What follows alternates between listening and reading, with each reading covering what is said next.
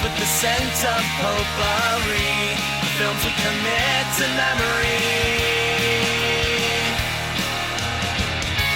Crossing the felt ropes, watching from home on my TV, looking at all my eyes can see.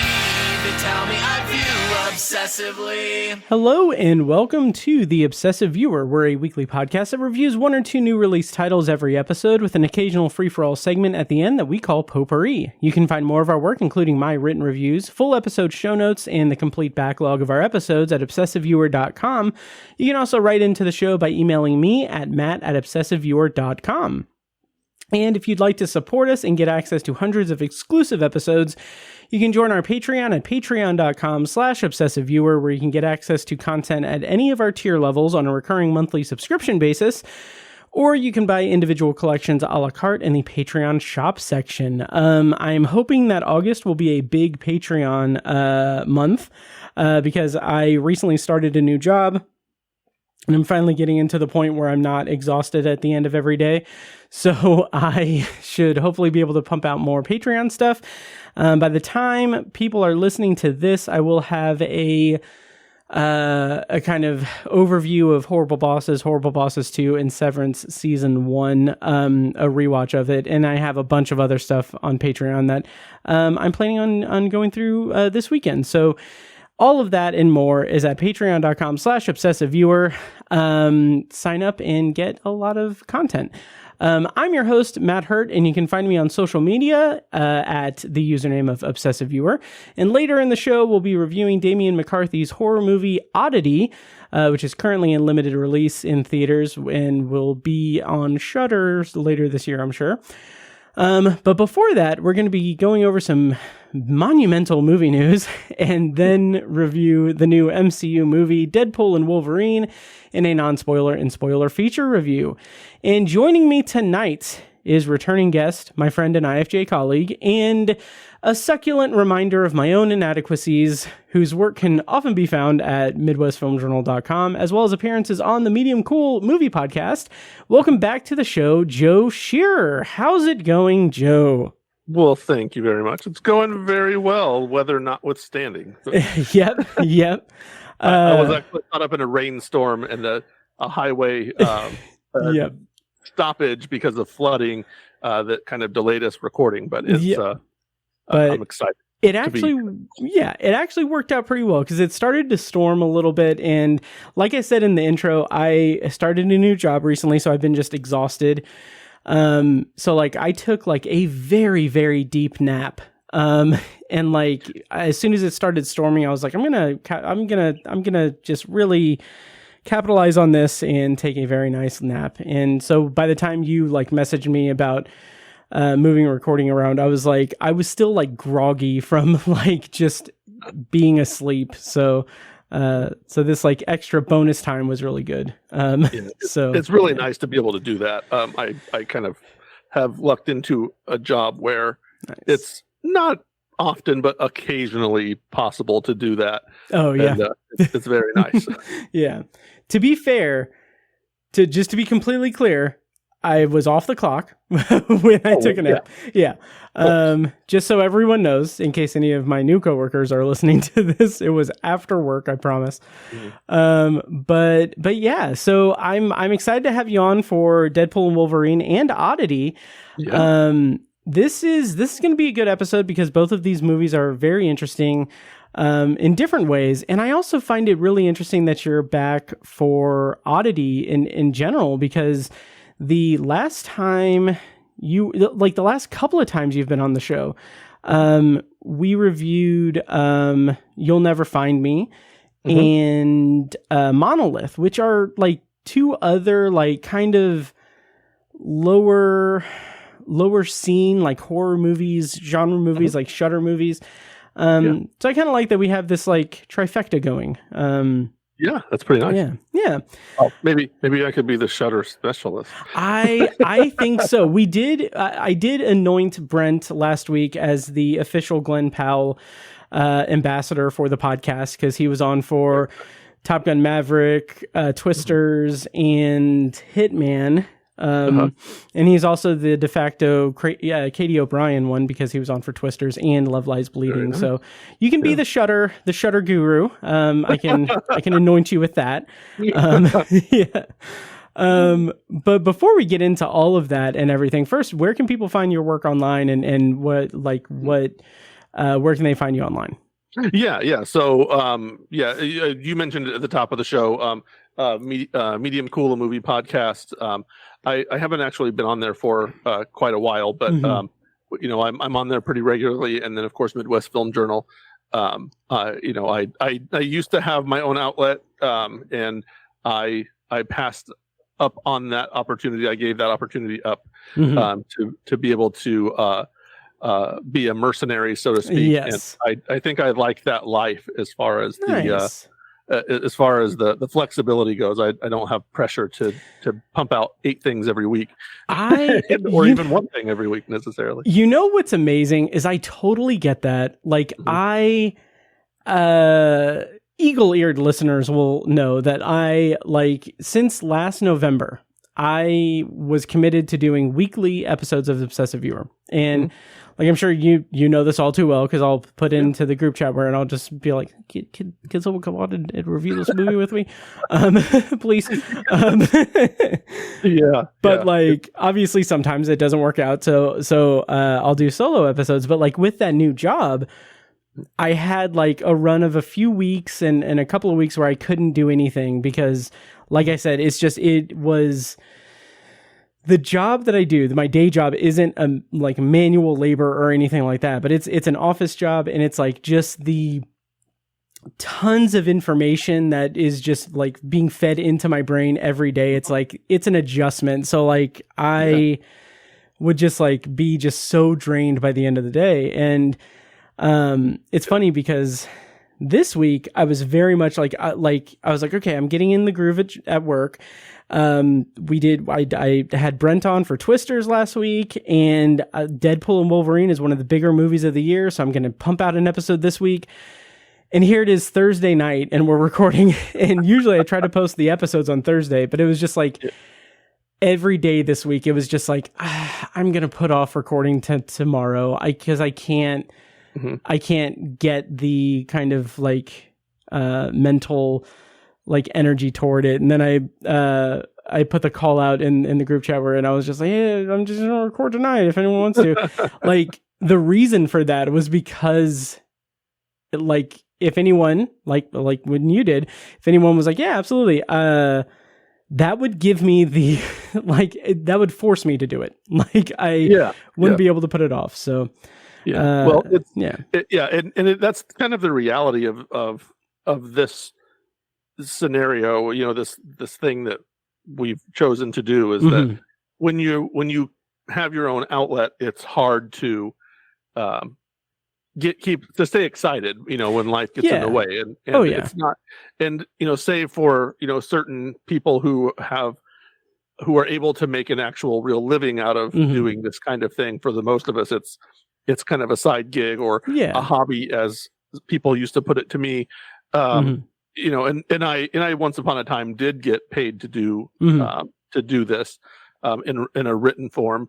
But that's been almost 15 years ago that it went away. Yeah. And I had to join the online revolution, and it's a lot. It's a whole lot when you're dealing with tech things, and you're dealing with reps and screeners, and then you have life, if you have significant others and children, as I do, and friends and family, and gas leaks and water main breaks, and whatever happens in life. Those things that happen in life that kind of screws things up, that makes you put this stuff to the back. So it's it really is kind of I hate to use the term, but it's kind of a labor of love. Because of course I love doing this, and I wouldn't give it up for the world, but it is nice to be able to not have to worry about the site crashing, or someone relying on someone else to provide a review for something, or any of these number of other things that can happen, or which used to happen in the old days, a projector not working, or you know, yeah. like where you are not able to see a movie, and you know, and now you just don't have something for this week, or creating Yeah. some weird graphic that you don't know how to create because you know, that was something I was creating graphics in Paint, Oh, Microsoft Paint jeez. back in the day. God. I was really proud of some of those, but you Yeah. know, Well, yeah. they were still not great. But you know, Wow. but anyway, it is wonderful to be part of the community that we're part of, Oh, absolutely. and to have, you know, a community within, you know, for you within the obsessive viewer, having that community, you know, and then having our community of critics, you know, who are our friends, who we talk to, you know, throughout the day, every day, and you know, that's outstanding. But some of that other stuff, it can be exhausting. Even today, just like sometimes it's like, oh yeah, you're going to write this review, and I'm like, oh my god, what am I going to write about this? Right. There's that pressure to sound really great and to be really like insightful and say something more than this movie really sucked or this movie was really great. It's, you know, it can be daunting, but it's man, it's a whole lot of fun. Oh, absolutely. Absolutely. And like, I know like in terms of like writing reviews and stuff, I haven't been doing that much recently just because I've been pumping out the podcast stuff. But like, I go through spurts where it's like, oh, I need to write more stuff. And like, cause like if I look at my archive page, it's like 27 obsessive viewer episodes this year and 7 written reviews, which is nothing to sneeze at. Like, I'm proud of that. But it's also like, oh, that list where it's written reviews is shorter than the list of episodes, and I get in my head about it. But in any case, like, I'm still very proud of the stuff that I put out here, and I'm very thankful to have you and many others that are willing to participate and put up with me.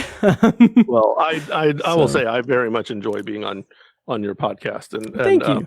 You know, I anytime I'm available and can see a movie, have seen a movie that you're going to cover, or could cover a movie that maybe you haven't seen, you know, like I'm happy to. So nice. You know, yeah, well, that's good to hear. Yeah. And speaking of movies that have been covered, recently on Midwest Film Journal, I have a list of 4 titles that you've reviewed. And I'm going to save one of them for last because I want to kind of talk to you a little bit more in depth about it. But you have recently on Midwest Film Journal, as part of their Meryl Streep retrospective month, you did The River Wild. And you also did a review of The Vordelak. The Vordelak, yes. Vordelak. And the Garfield movie. So an eclectic mix of movies there. And so those, I'll have links to all that in the show notes. But the one I want to talk about, because I haven't seen it yet, and I like, okay, so it's the Speedway Murders. And yes, and that I have to present it in a way, because I don't know if you know this about me, but, on the night of November 16th, 1978, no, I'm kidding. But no, I grew up in Speedway. Tiny and I, we graduated from Speedway High School. In my early 20s, it was one of those things where, and I think I may have said this elsewhere in the podcast world, but like in the early 20s, as we usually do, like I got into a thing where it's like, I'm not doing anything. Like I was a security guard. I didn't have anything going on. I wasn't set to become a podcast god for several years, from there. So I didn't have anything. And so I was like, I started looking into the Burger Chef murders in Speedway, because I'd known about it. And like, I had mapped out, I had like detailed, like, articles and notes and everything, because I was like, maybe I can write a book about this. Like, I had this whole idea to do this book. It was going to be called Speedway 78, where it was to talk about the blizzard of 78, and then there was a Speedway bomber, where it's such an incredible story, like, and tragic, but it's an incredible story of just like everything that happened in 1978 in Speedway, and it's kind of capped off by the Burger Chef murders, which remain unsolved today. So like, having said all that, the movie The Speedway Murders, which is a dramatized documentary by Australian filmmakers, Yeah. About that, like, I haven't seen it yet. I bought it on Vudu, so I'm going to see it. And then my plan is, since Tiny is on my kind of regular co-host, he's on paternity leave. My plan is that he and I will watch it, and then in November, since we're both from Speedway, we would do like a bonus episode reviewing it for the anniversary. So hopefully that works out. But anyway, I haven't seen it yet. I'm dying to talk to you about it. How did you feel about the Speedway Murders, and where were you on the night of November 16th, 1978? Well, listen, you can count me out as a suspect for sure. I was a year old. I was just a little more than a year old in just November of 1978. So I am old enough to I was alive when it happened, but certainly don't remember it. Sure. Yeah. So I want to talk. I'll talk about the movie a little bit, but I want to talk about the experience that I had. Yes, because it was one of the best experiences I've had in a long time. And I hate that I didn't go to it. It didn't work out to where I could go, but I really wish I could have. Yeah, and I felt like I was really lucky because they didn't present this as an opportunity for us to review or anything. So I just asked, which I do sometimes when stuff like that happens. I'm like, can you press pass? Can you slide a press pass to the guy here? And they were like, yeah, of course. And I got to meet the rep, who Cicely is her name, who we all know via email, mostly as an email presence or as a Facebook friend. Yeah. And she's been doing this for years and years. And as long as I can remember, she's been a rep, but I've never met her that I can remember. So I got to actually meet her. And that was like a nice experience because it's like, you have like sort of like quasi relationships with reps like this especially when they're around a while. But the surprise that I had in store for me, and I brought my older son, and neither of us really knew much about the Burger Chef murders. I only knew about it from my dad, who recounted the story to me once or twice. And and he didn't know that much, but so the story is, and I don't know, I know you have listeners from all over. We are both based in Indiana, and Speedway, Indiana is where the Indianapolis Motor Speedway is. It's named for that's the town, and the name are interlinked. And so and so in 1978, Burger Chef was a fast food restaurant that has since, I don't know if it has become Hardee's, but Hardee's bought them out. They folded into Hardee's. I don't know. They rebranded. I don't know how it works exactly, but they're kind of the equivalent of Hardee's today. And as a matter of fact, Hardee's recently relaunched the Big Chef Burger, which was like the signature, their version of their Big Mac. It's not like, I don't know. I have no idea what it is, but it's essentially like their signature burger from Burger Chef. Wow. So that has come out over the last several years. So if you know a Hardee's, or I assume Carl's Jr. did it too. I don't know Jr. on here, but anyway, this is way too much detail.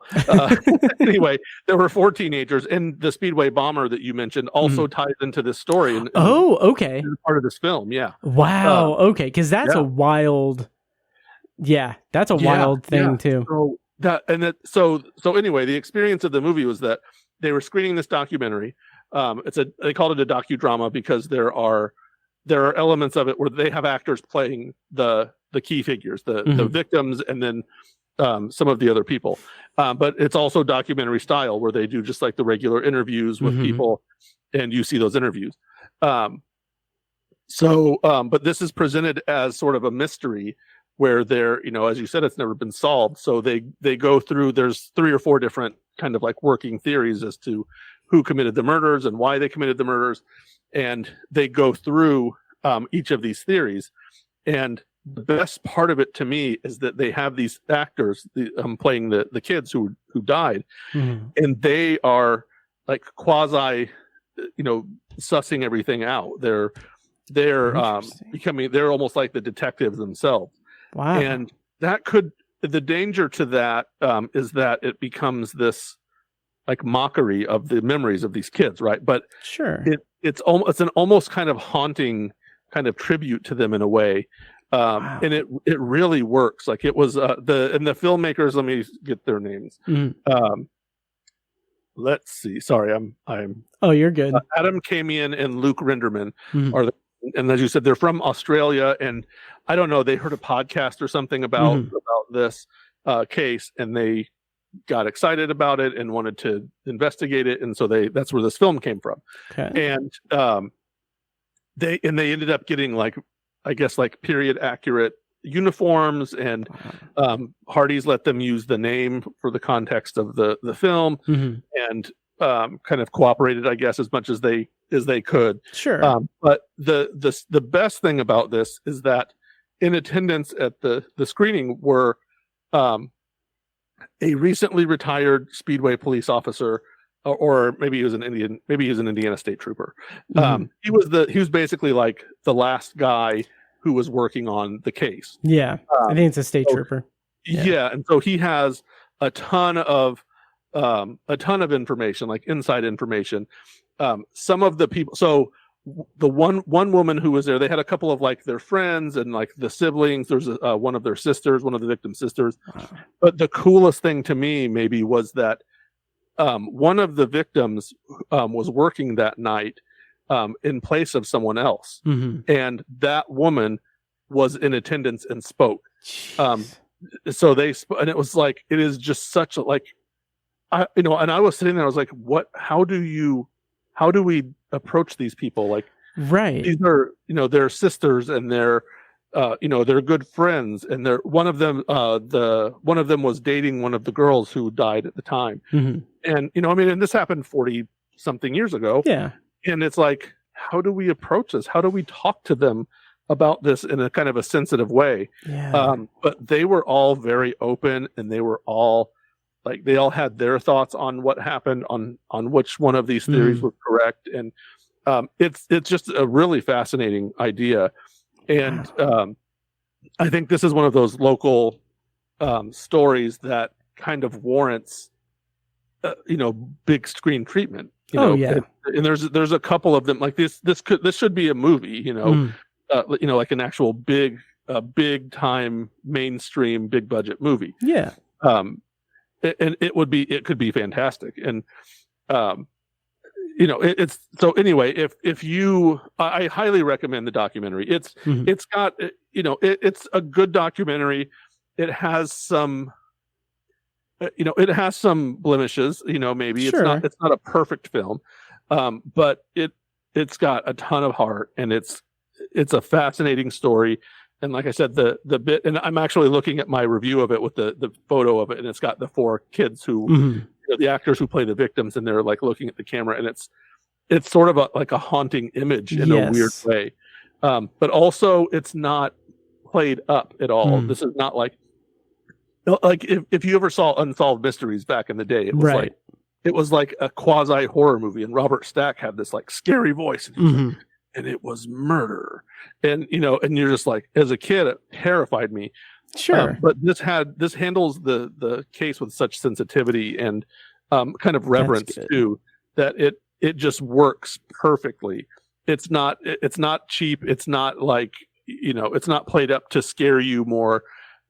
It's played, but it also treats the subjects with respect and seriousness and the right kind of gravity to things. So I would highly recommend buying it. You said you bought it on Vudu. I think it's available on Amazon Prime also. You have to buy or rent it.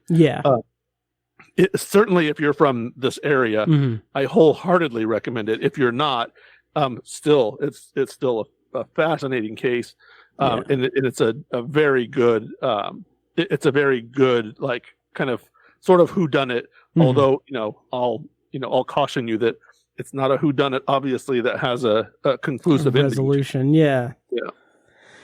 Wow. Well, that's really good to hear. I regret not being able to go to that, not getting a chance to go to it, but yeah. And like, I do like being someone who has like researched this case so much, because like I had like a file of like all the newspaper clippings I made, like timelines of everything, and like all of this detail, like I know the case very, very intimately. Like it warms my heart that it's done with sensitivity. And I'm excited to eventually see it and everything, but especially the sensitivity thing, because there are elements to it that stick with me, like that I can't, like it's such a tragedy. It's so horrific. So I'm glad that it's done with tact and grace and respect for the victims. So that's good. Yeah. But yeah, look forward to the bonus episode in November. Fingers crossed that it happens. But that's the Speedway Murders. Yeah, it's also, if I could just be,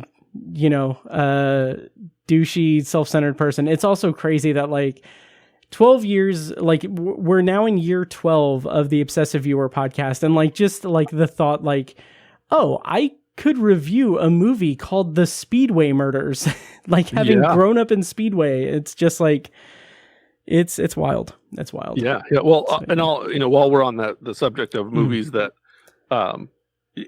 take place in our hometown, there's, my understanding is there, the Tony Kuritz's case, which is another famous Indianapolis case.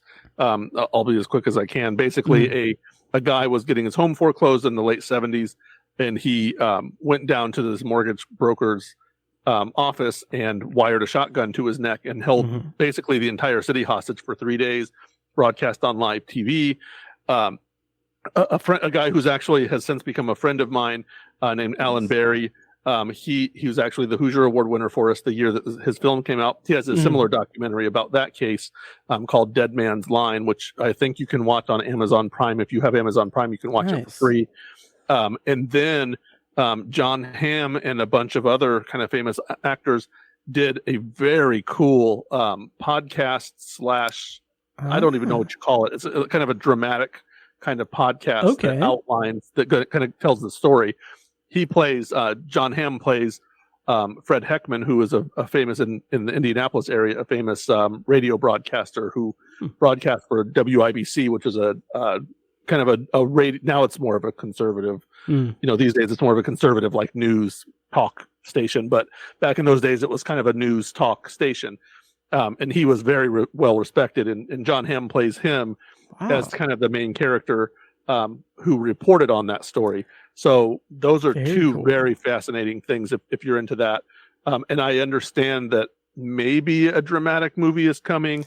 Alan, who was, like I said, was my friend. I actually worked with him after we awarded him the Hoosier Award the following year. He came and joined my office, the place where I work. Oh, nice. And we sat next to each other and became friends. And so he talked about stuff. And at one point, I don't want to like give all the secrets away, but at one point, he was in talks with Sam Rockwell's production company to maybe option that for a movie. And I don't think that quite panned out.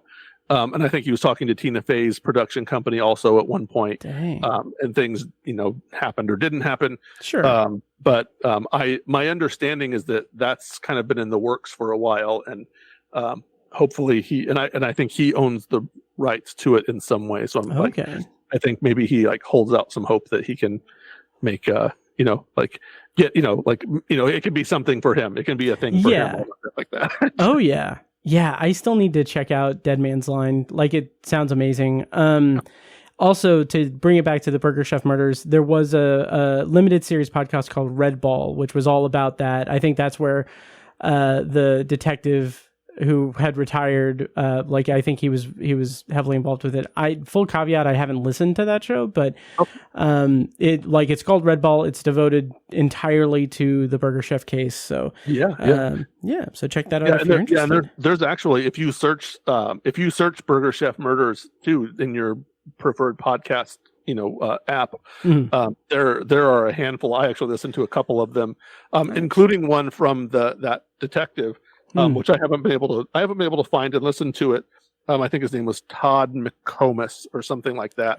And I understand that's out there, but I listened to another one that night. I went and I left the theater and started. I was trying to find that podcast, and I ended up finding a couple of others and listened to those. And like I said, it's a fascinating case, and also like Speedway Police Department really like screwed things up. They screwed. Yes. Oh my God. Like they were at the time like the equivalent of a small town police force. Yep. And they essentially came upon the empty restaurant after closing time that very obviously looked as if it had been ransacked and robbed. And they concluded that those 4 teenagers who worked there robbed the store and split without closing down and stuff, and instructed the workers and the managers to just clean up as usual. And they basically they essentially like wiped clean all of any evidence that have convicted anyone. Yes. Like that is the most infuriating part of the entire thing. Cause like, God damn. Yeah. Anyway, let's just do it next week. We'll just do a whole podcast. Yeah. Oh yeah. Yeah. So do you want to get into the episode proper? Go for it. Okay. I was going to say, let's go into our review of Deadpool and Wolverine, but we have some news to go over, related to the MCU. San Diego Comic-Con happened, and during which they unveiled, that what was previously going to be Avengers, the Kang Dynasty, and Avengers Secret Wars is now going to be Avengers Doomsday and Avengers Secret Wars. So Kang is out. That is expected. Jonathan Majors was fired months and months ago. But they announced that Avengers 5 is going to be Avengers Doomsday, and they announced the actor for Victor Von Doom, aka Dr. Doom, and it is none other than Robert Downey Jr. And Joe and Anthony Russo are going to be directing Avengers Doomsday and Avengers Secret Wars. So it was a big thing. And they also announced that I think in 2025, I think, or I'm not sure when, but Fantastic Four, the first steps, is going to come out in July 2025. And we got a little bit of footage of that as well. So Joe, what do you make of all of this news? We can start with whatever you want, Fantastic Four or whatever. Like, how do you feel about this news? Yeah. So I missed the proper leak of the Fantastic Four footage. I ended up finding the second wave, the video, like someone snuck their, or someone like snuck their camera phone up to, and recorded it, and got to see it there. So I'm very excited about that, about Fantastic Four first steps. Nice. And I hope that, I'm hoping for, I don't know if we'll talk about matters related to the Fantastic Four later on tonight, sure. But I'm very excited about that. I'm hoping. I don't feel like it's been done properly. The 2 versions that have been done haven't. Well, I mean, I guess you can say more, but I don't think it's ever been done properly. In a movie theater setting. Yeah. So I'm really excited about that, and I think it opens up a whole lot of potential new avenues of storytelling in the MCU. So I'm super excited about that, and obviously Dr. Doom is very tightly linked with the Fantastic Four. Super excited about that. Robert Downey Jr. I feel like this kind of feels like a story that there's a lot more to than we know. And I haven't been an avid comic book reader for many years, but my understanding is that there is a storyline where Dr. Doom becomes Iron Man, and that is linked together. So I kind of feel like, and also I kind of feel like maybe there potentially could have been a little bit of misdirection going on. Okay. That maybe we're going to get swerved a little bit, to use a wrestling term. Sure. And that maybe Robert Downey Jr. will end up being Iron Man again. That's kind of my take on it. But if he's just going to straight be Dr. Doom, like, this is bizarre multiverse type casting, that it kind of, to me, if he's just if he's playing an alternate version of Doctor Doom who is Tony Stark or who looks like Tony Stark and everyone thinks he's Tony Stark, then this is going to be, I feel like it's going to be really disappointing. Yeah. But if there's something else going on, and if he's a straight Doctor Doom, I don't know. Like if he's just regular Doctor Doom, it could be cool, but I can't imagine Spider-Man and Doctor Doom facing off and going, right. "Oh, wow, you look like Tony Stark." Like this adds some dimension. Like this is not what I want from Doctor Doom. Right. So my hope is that there's something else going on, and that this is going to kind of pave the way for an Iron Man return, and the real Doctor Doom is actually someone else, or maybe he just voices Doctor Doom largely, you know, and there's, you know, because obviously he wears an iron mask most of the time. Sure. So it was certainly a holy crap kind of moment when that happened, and I think it is drumming up some anticipation in some way, at least.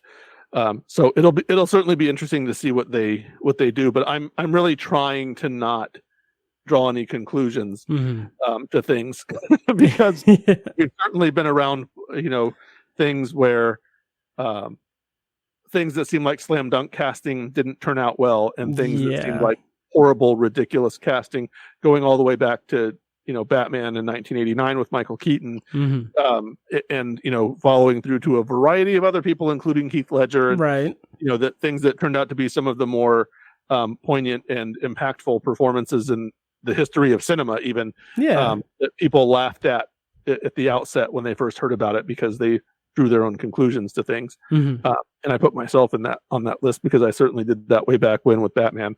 But you know, I've kind of learned to just let things play out and let's see what happens. And that's, you know, that's a very noble position to take. I'm so conflicted by this, not because I don't think it's not because I have any doubts that Robert Downey Jr. is going to be a great Doctor Doom. Like that is a freaking inspired choice. And he's going to nail it no matter what the context is. My kind of like big picture reticence for it is that, and we'll probably talk about this in the Deadpool review, but like the current state of the Marvel Cinematic Universe is not, it's not phase 1 Marvel Cinematic Universe. It's not where you had all the excitement about the lead up to the Avengers. It's not all the excitement that you have leading up to Infinity War and Endgame and all that. Instead, it has been struggling since Endgame, and that is in the face of all of the Disney Plus shows that haven't really struck that much of a chord. It's been diluted with a lot of like one-off installments in the theater that don't have any payoff or don't connect in any big way. Plus you have the Jonathan Majors of it all. They announced Kang. They were building toward Kang being the big bad, and then all of that kind of unraveled and didn't work out.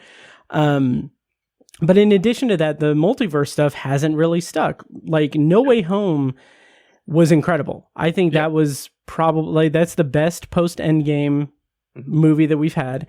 And from there, like Quantumania could have been that as the introduction to Kang proper, but that was a disaster. So what this feels like to me is like before I say what it feels like to me, before that, we also had like WandaVision and then now Agatha All Along, which I've said previously on the podcast, I think it's hilarious that the marketing for Agatha All Along throughout like the many years that it's been in production, they've announced like, oh, it's changing the name to this and to this and to this.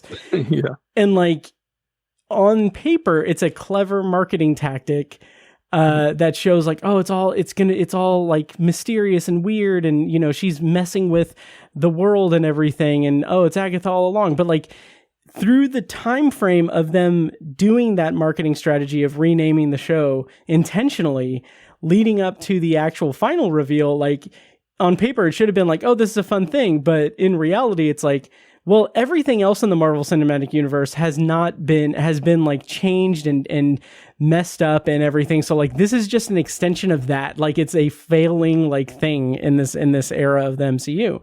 Yeah.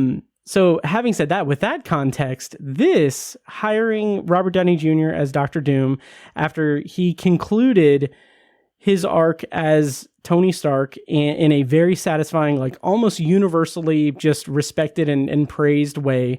And bringing back Joe and Anthony Russo to direct these two Avengers movies feels to me so much like Kevin Feige and everyone at Marvel are like, okay, we're not like, this isn't working the way that we expected it to. So let's bring the people who have shown that they can be successful and shown that that made the greatest achievement of the studio. Let's see if they can recapture that and recalibrate it. And that makes sense as it's logic. It's a logical thing, but it also feels like, when they announced the multiverse saga, I was excited because I like that. I think it was different. It was going to be different and unique, and it was going to be complex and crazy. Yeah. But it just never took off. And this feels like they're just kind of going back to, if not back to basics, then just back to, what they know can work. Yeah. So I don't know. It's a little bit bothersome to me, but we'll see what happens. Sure. Yeah. And I not that, and I don't disagree with that, but it's funny because you kept talking. I kept waiting for you to say a word. I'm like, waiting for him to say, he's going to say a word. He's going to say this word. And that word is desperation. Yes. And, and I was like, I agree that it feels like that, but also, and yes, it's been pretty much a mess for the last couple of years. Pretty much since, Spider-Man No Way Home left theaters, honestly. Multiverse of Madness, I think, kind of, I don't know if it underperformed, but I think critically speaking, it underperformed a little bit. Certainly, Quantumania did. And then there were things like the Marvels, which kind of just like came and went without much fanfare, although it wasn't necessarily connected. It was connected to the multiverse, but it didn't. Yeah. Kind of an afterthought thing. That the Marvels, Eternals, Shang-Chi. And Eternals, I think, was the big disappointment to me. And it just feels like there's a lot of loose threads hanging out there. Yep. And it feels like there's no direction. And I don't know if that's actually the case or not. If they, if Kevin Feige and company kind of have been pivoting wildly, or if this is just kind of part of a larger puzzle that's going to all come together. Yeah. I will say that at this point, and I don't want to say too much about Deadpool and Wolverine yet until we actually start talking about it, but there is a moment where someone in that movie says the multiverse is dead. And I was like, oh, thank Christ. Like I'm so ready for that to be done. And there's just an inherent problem with establishing a multiverse. And I've been in number one, I want to say this, that I know that Marvel wants to exist in a vacuum and wants to be, and I guess comic book movies in general, I'm going to go to DC and say, I think Marvel and DC want to each act like they live in a vacuum or they exist in this vacuum, but they don't. Right. And it seems like they have both been racing to get to the same place for several years. I mean, Marvel, they said did it right with, going back to the Avengers with, having a solo movie of each main character and then bringing them together. Yep. And then, DC was like, screw it. We're just going to throw them all together in the first movie. Yeah. And, they did Batman v Superman, Dawn of Justice. And, and that was what it was. And then Justice League came and it wasn't much better. Actually, maybe it was not even better at all. And then they kind of started with their solo movies, and it was like they got to the Flash, and by the time they're doing the Flash, they're basically doing Flashpoint or Crisis on Infinite Earths. I think those kind of, those two storylines, mixed together a little bit. I might be mistaken about that, but the point is, like, DC has its multiverse, which they then explored in the Flash right around the same time Marvel was doing it with Spider-Man. Spider-Man was undoubtedly better, superior, but the novelty of that is is gone. Like the luster is worn off of that as an idea. I loved, I think it worked for Spider-Man because, Tobey Maguire was beloved as Spider-Man mostly. Andrew Garfield maybe less so, but I certainly liked him a lot as Spider-Man. Yeah. And a lot of fun to see them together. Having said that, I don't know that I even want to see them in another movie. At least, well, not with Tom Holland. And I really hope Secret War doesn't do that, because that's not, and I know there's a new version of Secret Wars, but I was around for 84. That was my genesis of Marvel, was the Secret Wars thing. I thought, I knew the Incredible Hulk from the TV show as a kid, and I knew Spider-Man. I started collecting comics right around 1984 when that was coming out. I was like, oh my God, this is the coolest thing I've ever seen. It's all of the good guys fighting all of the bad guys on this planet. Like, it's amazing. And they had a toy line, which was like some of my favorite toys when I was a kid. And I've essentially been waiting since then for a movie called Secret Wars. And then I know, like I said, I know a newer version came out about 10 years ago. They kind of rebooted it and have done different things. So maybe it's going to be a mixture of those two storylines. But if they're throwing in 8 versions of Spider-Man and 46 versions of Deadpool, and potentially bad guy Iron Man, and both of the Captain Americas, and there's so many places they can go, and it necessarily, in a genre that needs to not water itself down, it just waters everything down. It doesn't matter if Tom Holland dies, if there's another mirror version of Tom Holland on a different universe that can just jump in to help him out. It doesn't matter that Iron Man died, if there's another Iron Man waiting somewhere else that can come in and help. So and those were it's almost like they took all of the small criticisms that Marvel got, which number one was like, nobody's ever really dead. Like, Nick Fury died in The Winter Soldier and he came back. And then, like Black Widow died and then she got a movie for herself. It was set before the rest of them, but still. And and it's like, there's all of these people who die and then immediately come back. And it's like, that was one of the main criticisms at the time. And now they're like, guess what? Now we've set it all up so that everybody can die as many times as they want. Come back. And then literally Endgame and I love Endgame, Avengers Endgame so much, but that was essentially, that's the entire story of that. It was like, oh yes, all of these guys died. Guess what? We're bringing them back. Right. It's like that tweet that I saw. There's a tweet that I saw where it was in response, I think, to Martin Scorsese saying that, it's not cinema or whatever. And like, I think Kevin Feige was like, well, I mean, the stakes are there because, we killed half of our cast in a movie. And then someone like quote tweeted that and responded to it and said like, and then in the next movie, you brought them all back with magic rocks. Right. Literally. So it's like, and listen, and I love all of those movies, and Marvel movies continue to be my favorite, like franchise at the moment, like, and pretty easily, but they certainly have stumbled, and I don't know that I also don't want to use that word desperation. This is an act of desperation, because I don't know what they're doing. It requires me to draw a whole lot of conclusions that I don't think that I can. And honestly, I don't know that I want to. I want to let it play out, and then I want to say, yeah, that was, looking back, like that movie was pretty terrible, or my God, what a brilliant move. So it's, I mean, for all we know, they could be. It is a hard pivot to Doomsday. Yeah. So maybe they'll start pivoting everything. I would love for them to pull things together and do a successful run to Avengers Doomsday and Secret Wars. I think that would be awesome. Yeah. So I'm rooting for him.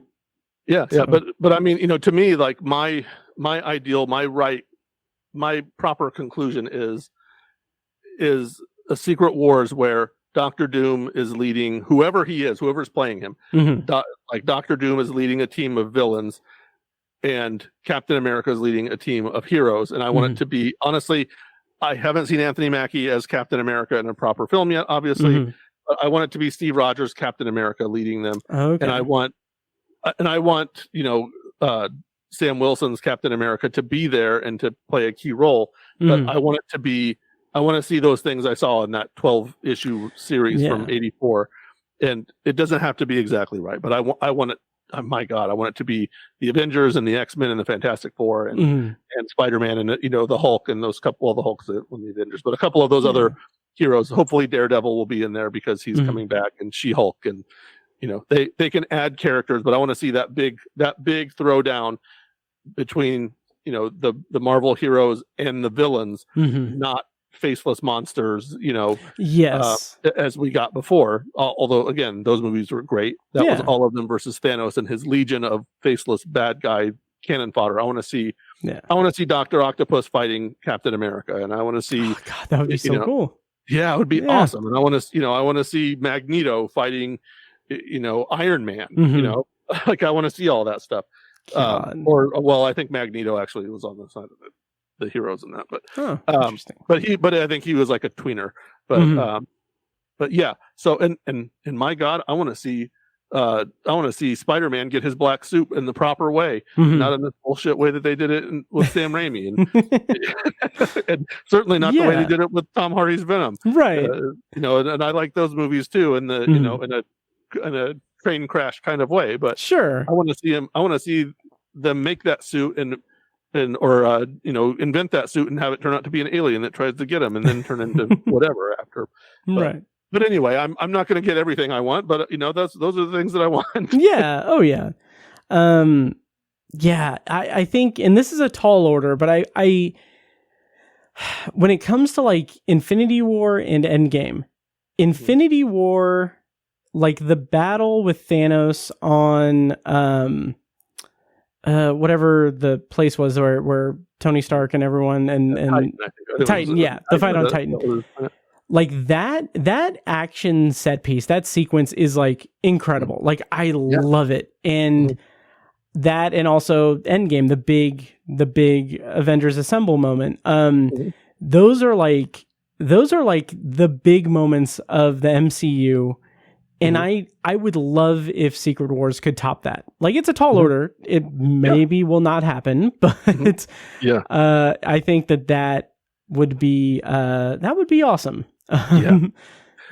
Or at least come close. Like like you said, that's pretty. I mean, I still I consider that moment. Like I legitimately, there's two moments, and let's be honest, like I'm getting goosebumps right now. The Captain America wielding Thor's hammer. I said when I left the theater, I was like, that is maybe the coolest moment in any movie I've ever seen in my entire life. And I have seen thousands and thousands of movies. And I was like, that is as cool as anything I've ever seen. And the moment, and I told people, I was like, after I saw Endgame for the first time, I was like, I cried 3 times during that movie. Oh yeah. And one of them wasn't even a sad time. It was Falcon, as a matter of fact. It was Sam Wilson. And he says, when that moment where he's like, "Hey Cap, on your left." Yes. Oh my God. Like, oh my God. And I just I got chills just hearing that. Like, that is just such a perfect. Like that is the perfect moment. That whole Avengers Assemble, the portals thing, like that is everything working so well together. Yes. And I don't care that it's not exactly like it. If you retcon it back to the previous movie, like it's like, why didn't Doctor Strange just do that before? Like it doesn't. Who cares? Nobody cares. I don't care. It was amazing. Exactly. It was awesome. It's like, okay, he figured it out. Okay, like he came back and he's like, well, we're on this planet. What am I going to do now? Let's figure it out. Yeah, and they figured it out. So exactly. But yeah, the other thing I want to say about this, and then we can go and get into the actual review for Deadpool and Wolverine, is that, and this might be a good segue to that, like this isn't a spoiler. There's one joke that's done in Deadpool and Wolverine a couple of times that it's another instance of something that Marvel's doing that times out, like the same thing with the Agatha All Along thing. Just the timing of it is just kind of hilarious and unintentional, but it's like in Deadpool and Wolverine, there's a couple of points where Deadpool like says to Wolverine, like, they've got you till you're fucking 90. And like, And love those. I love that. And Yeah. I also love that in the context that it was the weekend that Robert Downey Jr. is back in the MCU. Yeah. Like, it's just, that's just kind of hilarious and delicious all the same. Yeah. Yeah. So I don't know. I really enjoy that. Yeah. But yeah, shall we go on to our review, the feature review for this evening for Deadpool and Wolverine? All right. Please, let's do it. I'm dying to talk about it. Okay, and of course we're going to do a non-spoiler and spoiler review for Deadpool and Wolverine. When we switch over to spoilers, I will do a clip from the trailer.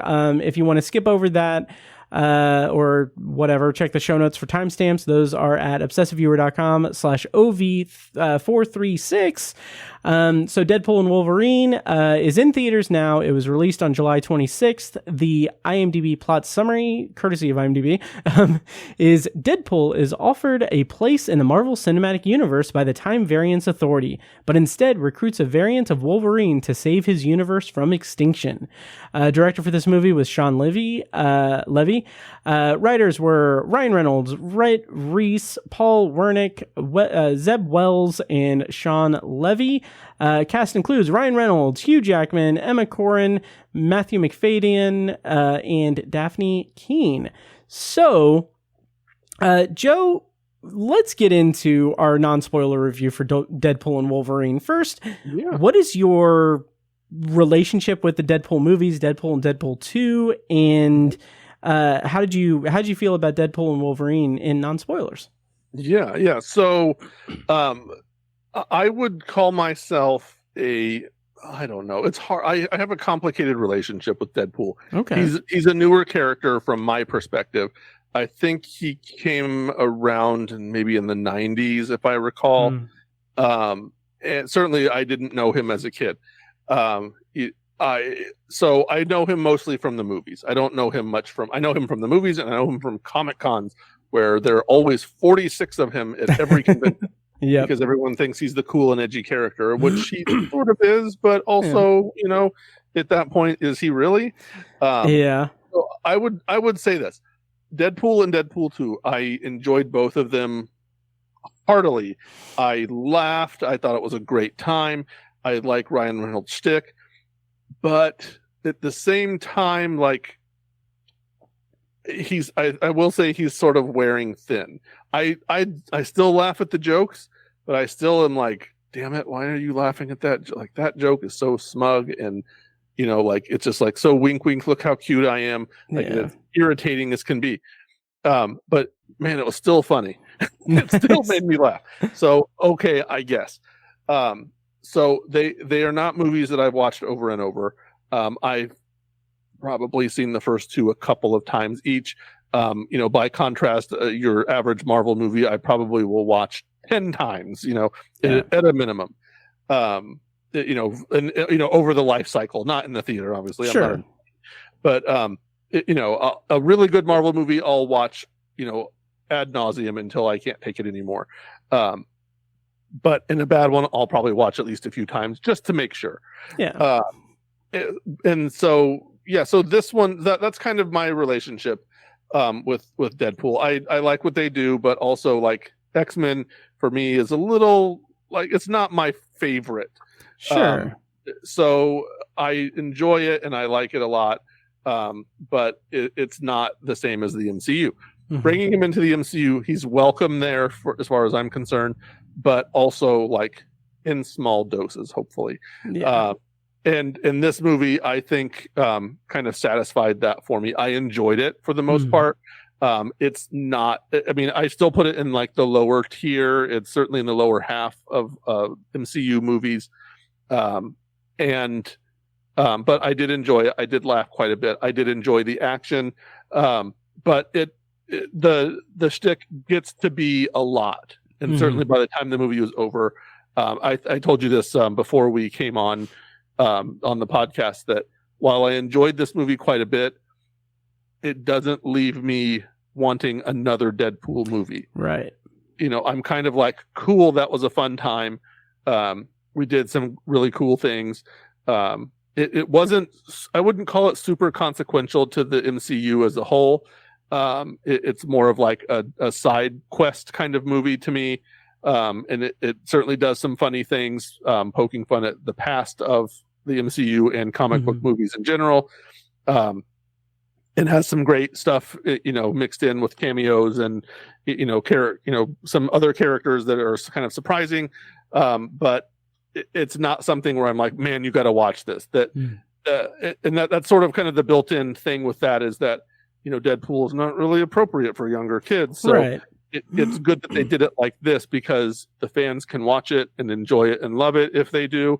If they dislike it, they dislike it. But, kids who don't see it aren't missing out on real vital pieces of the MCU right. down the road that they're going to have to come back. And, I would kind of, if I had my way, Deadpool would kind of go away after this for a while. Maybe he'll pop up in one of those Avengers movies, in a big fight scene. Maybe he'll say something that gets beeped, and they'll make this is a PG-13 kind of joke. And then, and then he'll go about his business and do his thing. So yeah, that's kind of my thought in a nutshell. It was an enjoyable time. It was fun. Again, I laughed a whole lot. I left happy, but also very satisfied and ready to move on from him and from the movie. Yeah, that's a really interesting perspective because for me, like Deadpool and Deadpool 2, they were really good. I really liked them. I hadn't gone back to them before here. I think I saw the first Deadpool a couple of times, and when I rewatched Deadpool 2, that was the first time since the theater that I saw it. And what I noticed, and it follows this trajectory going into this one, that it's interesting to see that, like, obviously, like, they're all different directors for each movie. Like, it is Ryan Reynolds. He's running the show. What I find interesting is that the first Deadpool is very much like that fourth wall break, meta humor, poking fun at everything. And then by the second one, it gets into a little bit more serious stuff. It has that more serious like spin to it. And then Deadpool and Wolverine kind of carries through that, but it's more of an ode to the end of several different pieces of Marvel movies. But it also does play with that kind of serious tone a little bit. But in doing that, it's also ratcheting up like the humor, the meta humor, the silliness, and it's building off of like all of the fourth wall breaking and the meta humor in each of these movies is building off of like what's happened in the MCU and what's happened in the world of comic book movies. And this is definitely like for me, it's basically like the culmination of that. Like this is like the Deadpool fourth wall break meta humor like Endgame for me. Yeah. And I love it for that. I had a ton of fun with this movie. I went into it kind of hoping that with relatively low expectations, because I have been very disaffected by the Marvel Cinematic Universe now. Like the multiverse saga has just been a lot of misses and a lot of not connected things, and a lot of stuff that just haven't piqued my interest. Like I'm behind on like 3 or 4 of the shows since Endgame, and it's just like I don't have that pull to watch them.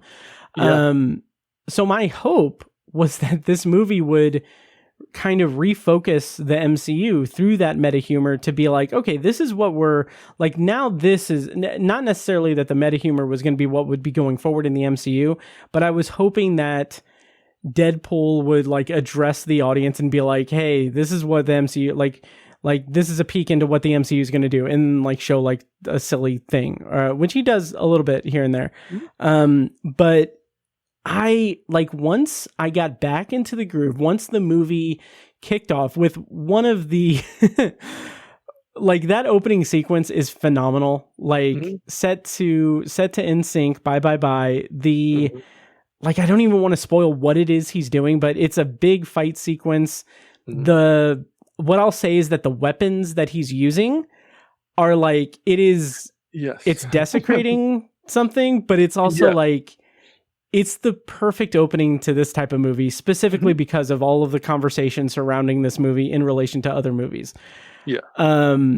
But yeah, I really ended up enjoying this movie. I was hoping that it would be more multiversal, kind of moving around, kind of like Multiverse of Madness, but instead it's more contained, mostly to like the void area, which we'll talk about. But there's a lot of like multiverse stuff that exists in that. So I was overall satisfied. But the big thing I really liked is seeing Ryan Reynolds and Hugh Jackman play off of each other. Again, because Wolverine, X-Men Origins.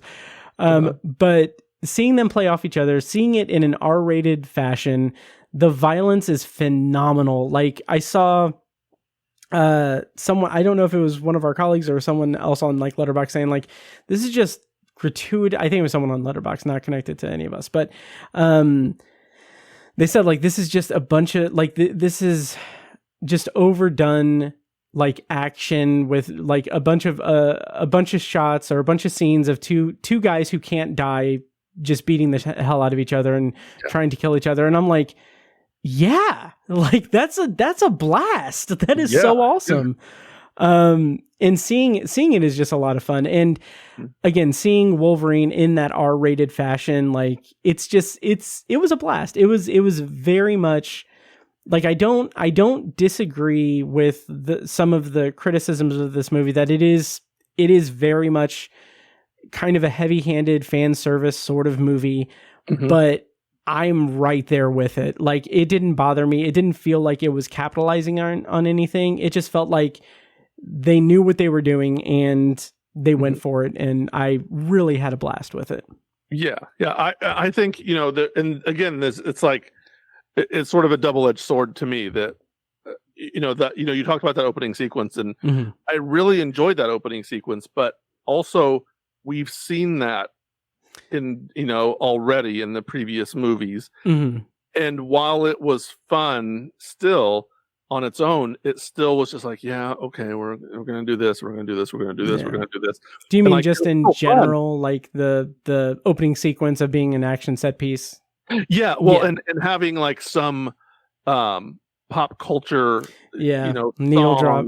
Yeah. The needle drop that comes in that he's like dancing to, like that's, and it kind of puts a little cloud over the whole movie in a way, because if these things had been, if there was not a Deadpool and a Deadpool 2, and this was the first one, like this would have been extraordinarily novel and new, and for the MCU it still is. Yeah, but we still have two movies of Ryan Reynolds making similar jokes to this, so it's sort of like the same thing again. And again, while these jokes are enjoyable just on their own, and even in the context of that, I still was laughing at it. Yeah, but there was still just a little bit of like, like, I mean, we've literally seen Deadpool ripped in half. Like, right? It's hard to, it's a little bit hard to muster up the reverence for that scene. And that scene is awesome, where Wolverine and Deadpool are fighting each other inside of a minivan, and it's like so good. It was so good. It's like, that's so awesome. Like, we can just watch them do whatever they want because neither one of them are going to die. I don't know. I mean, obviously, like, Wolverine it's maybe a little bit different than Deadpool, but like Deadpool, when he's ripped in half, like, just regenerates himself, right? Like, we've seen that already. We know that's established. So you can just sit there and enjoy the grotesque and gruesome things they're doing to each other. And, just knowing, like, of course, like, neither of them are going to become the villain for killing the other one, because they just hate each other, and they both, they each know too that they heal, and that what they're doing is kind of a futile gesture. Yeah. And so, and it's also kind of the point. It's like, yes, this is the point. I think our friend Evan Dossie used the word circle jerk, which I think is profoundly apt for this movie. Oh, absolutely. But I'm also here for it, also, like, once it's done, I'm not in a rush to do it again. Right. It's like, if it's done, okay, let's not do it again, because it was like it's exhausting. I can go back and rewatch this and I'll probably laugh the same way. Yeah. But I don't need another new one of these now. And that's kind of like, that's the most damning thing I can say about it, is that I don't want there to be a 4. I just want him to maybe pop up, as I said before. I just want him to pop up in some other things here and there. Have, a couple of, bleeped out things, see him do something fun and cool, have the novelty of him fighting next to somebody else, and we can move on. And I think part of that is just Ryan Reynolds, my God, Ryan Reynolds is insanely talented. He's insanely funny. He is probably one of the funniest people that, funniest actors working. Like, you talk about any number of really talented comedians on TV or in the movies, and the things he says are just somehow clever. They always manage to be clever, and it always manages to stand out in some way. And it's like just pithy and sarcastic and smarmy in all the right ways. And it's, and that's true in this movie too. But he's been doing it for so long that it isn't as shocking somehow, just not quite as shocking as it could be. But again, I'm here for it. Yeah. I'm going to sit and watch it. But there's an odd sense of dutifulness, in there as well, where it's like you have to just like go through this, and you kind of have to sit through this. And while it is funny and entertaining, it still is a chore in some weird way. But yeah, and like I don't know. I keep saying this. Like the more I talk, I'm thinking like I'm really being more negative than I want to be, because I really did have a lot of fun with this. And again, and some of these things I won't be able to talk about. Sure. In the non-spoiler part. But there's just a lot of like the TVA. Let's just get that about the way. The TVA, which of course came from the Loki series. After Loki died, this is where he goes. Yeah. And they're like the puppet masters of the multiverse, and here they are doing this thing. And Deadpool ends up mixed up with them, and he says all of the things you would think he would say. Yeah. And it's funny because they're both like completely predictable and still somehow surprising, the things that he manages to say. Oh, absolutely. And it's just kind of mystifying, I guess, in that way. But that's Ryan Reynolds, right? Like that's you watch any interview with him, you see anything he does, any other movie he does, and these are all kind of the same things. And and going back, I'm looking at this list of things. Actually, it's like Sean Levy that. I actually Googled his name because I started thinking, wait, is he related to Eugene Levy and Dan Levy? And he is not, by the way. Okay.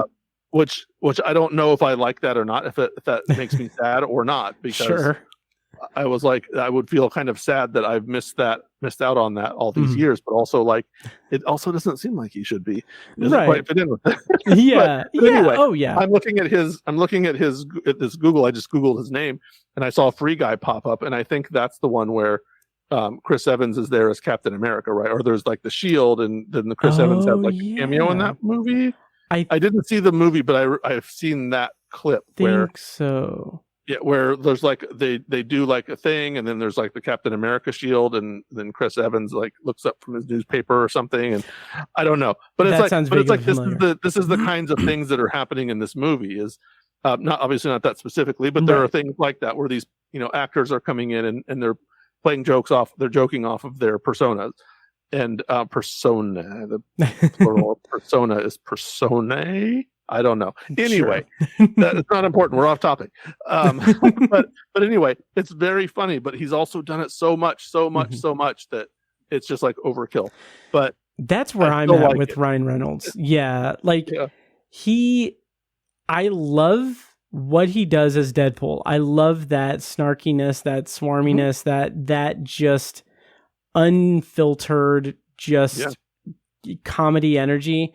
But it's just like, it feels like that's what Ryan Reynolds does just across the board. Like he is the absolute best at doing it. Yeah. And he's great at it. He's great at it. But I'm like, it makes me, I don't know how to communicate this without sounding, I don't know how it'll sound, but basically I understand celebrities are celebrities and celebrities put on their personas and everything for the audience. I don't have like a parasocial relationship with Ryan Reynolds by any stretch. But I just feel like when he has this energy, anytime I see him, where like if he's like he's pitching Mint Mobile in an ad or something, it just feels like he's like, it feels like if you have a conversation with him, he's going to isolate like your deepest insecurity and make a joke about it. Like, which works as Deadpool, but it's like, I don't know, like, that he would be like, I don't know, and he doesn't need to do this, but like, I don't know where that facade ends and where the real Ryan Reynolds is. And like, that's fine, because that's what celebrities can do. That is the price of being a celebrity, is that they can do that. But the problem I have is that if it's in every role that he does, like, I don't think I know he has plenty of stuff that he's done that's different in the past, but like, if he's just committing to that shtick, like, it wears thin so much. But the only time that it works for me, like full bore, is in the Deadpool movies, and it worked really well here. So yes. So how much can we discuss about the plot? I feel like not. Great question. Not a whole lot. Let's kind of talk in a roundabout way about the plot. Like I said, it kind of takes a more serious tone, building off of the slightly more serious tone of the second movie. With him just kind of like the found family aspect of it. And then this one is him protecting his world, his universe. And that's a bigger thing. And like, it worked for me. I don't know how to talk about it non spoilers, but I think if we just like gave it an overarching plot, as spoiler light as possible, is that the TVA his universe is going to be destroyed, right? And he has to fix it by doing something. And he encounters, so then he ends up stumbling upon a version of Wolverine who is sort of shamed, and he's sort of a pariah in his universe, for reasons that we can only divulge in the spoiler part of this, right? And then they're forced together. Of course, it's sort of a buddy road movie kind of thing. They hate each other, but they're working together. Again, I was sort of surprised at how little they referenced X-Men Origins Wolverine. I was too. And I do almost wish that it seems ripe for both for joke fodder and for kind of like a past history. And it would have been nice if this Wolverine had been like, I remember you, and if he had like some sort of parallel experience as our Wolverine, the Wolverine we know, and so they could have been more familiar with each other than they were, which would have been a fun dynamic, given the way, because that was arguably well, it's hard to say Deadpool is the best part of X-Men Origins Wolverine, sure, but the pre-climax stuff of or the Origins movie was kind of some of the best stuff, I thought. When he was like the annoying guy that Wolverine was playing off of a little bit. That's some of the stuff I like the best in that movie.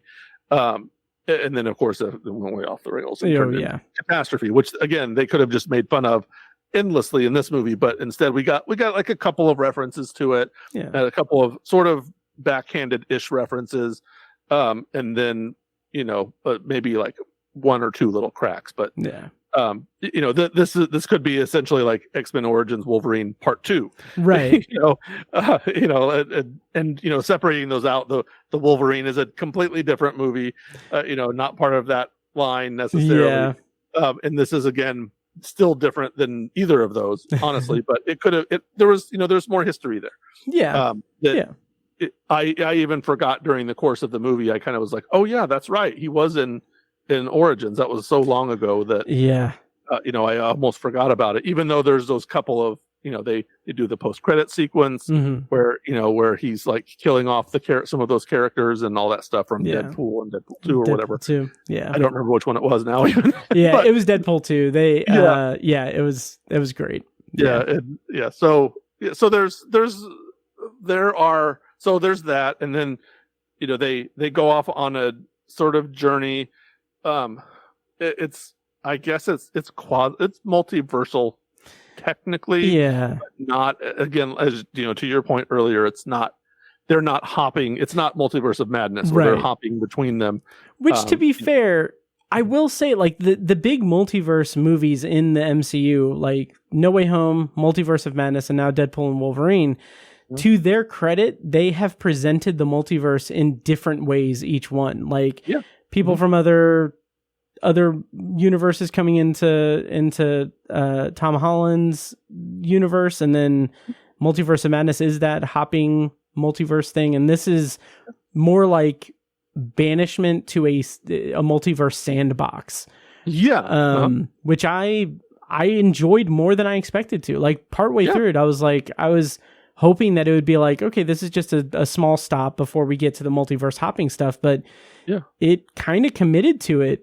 It really committed to it for a lot of the runtime, and I was surprisingly not and it's disappointed. And there's actually a rather overt, let's say there's an iconic representation of exactly what that place is that they go to. That although they sort of break that with one of the characters, at least that they present that comes into the movie. Okay. Again, we're trying to, but there's a group of characters that come later on, right? And one of them is not a part of the thing that, like, it's not representative of the place they're supposed to be. Okay. And I think they probably just said, the hell with it. Okay. Yeah. I see you got, like, I think I'm picking up what you're putting down. Yeah. Yeah. But, and sorry if that's confusing. If you haven't seen Deadpool and Wolverine yet, and that's confusing to you, sorry, but go watch it, and then maybe you'll figure out what I'm saying. Mm-hmm. If not, you can do a little bit of research and kind of figure it out. Yeah.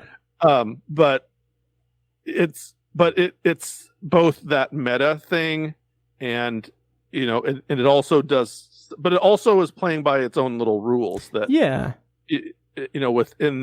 within that context. My right. God, that this has to be. I can only imagine someone listening to this who hasn't watched this movie yet. It's like, what the hell is he talking about? And I'm only like 90% sure of what we're talking about. So like we'll address it in spoilers, but also if it is the thing that I'm thinking of, like it's probably my favorite part of the movie. I think like it's something that I really enjoy. Yeah. Okay. Yeah. But so they encounter so they go to this place. And I guess we could probably say it's dystopian-ish. There's a couple of Mad Max references, Furiosa references. Yeah. That so that'll tell you kind of the environment they're in. They run into a villain who is both familiar and also not. Again, spoiler free. Just wait until after the break, and we'll probably lay it all out for you. But so that was something which that created a fun twist for me. I will say that villain, which played by Emma Corrin, that was maybe my least the part that I was kind of not into the most in this. I felt like that was a pretty underdeveloped villain, but also like it just felt like just checking a list, and like it didn't feel like as monumental as it should have.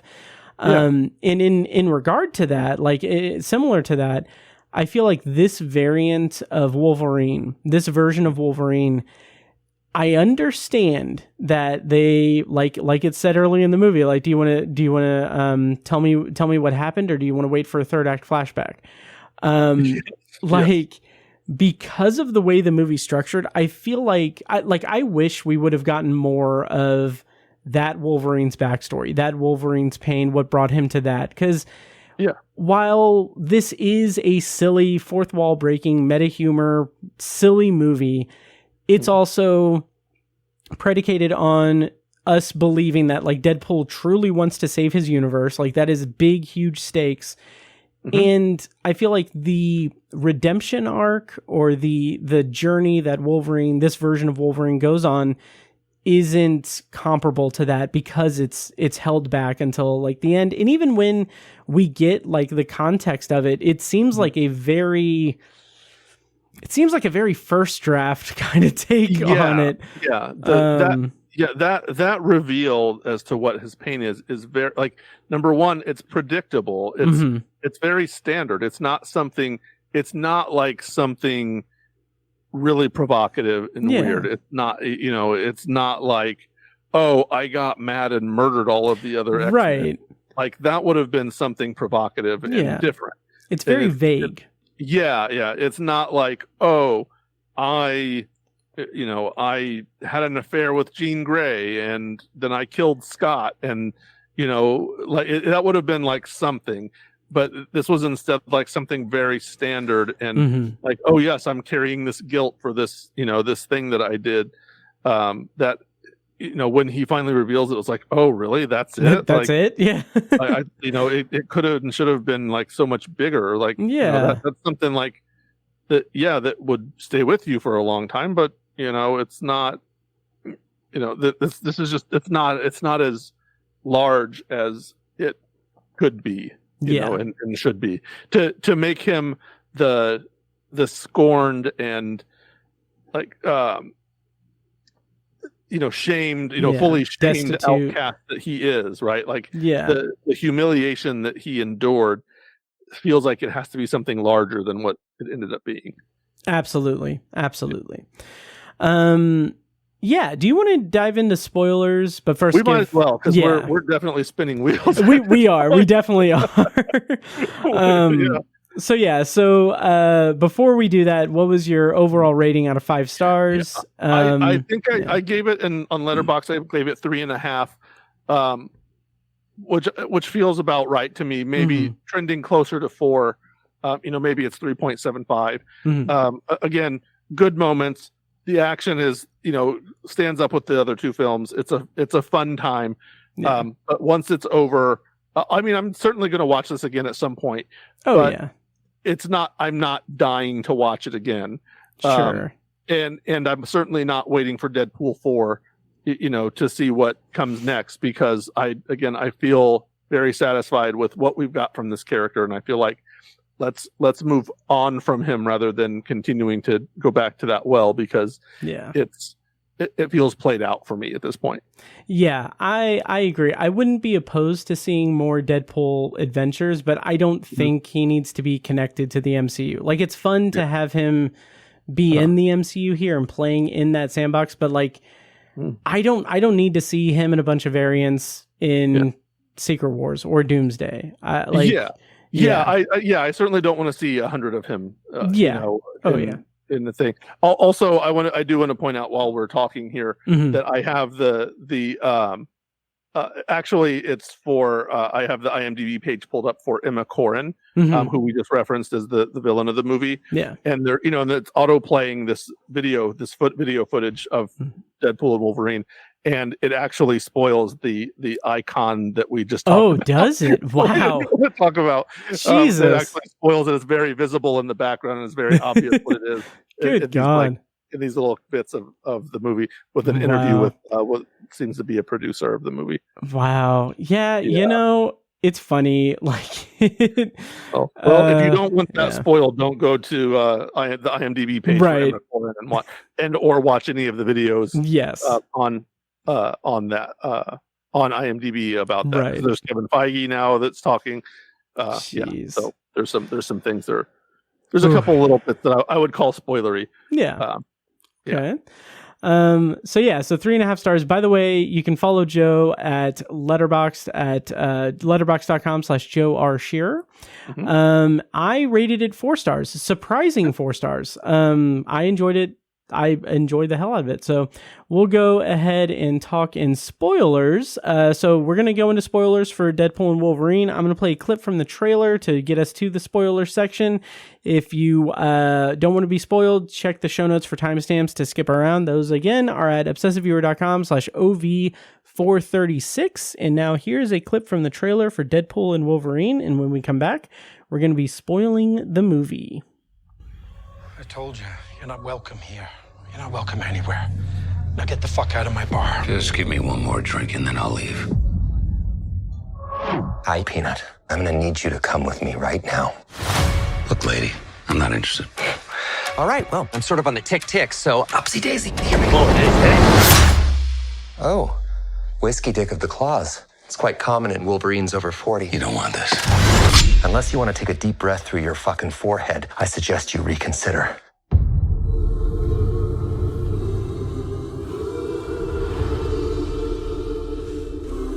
I'm about to lose everything that I've ever cared about.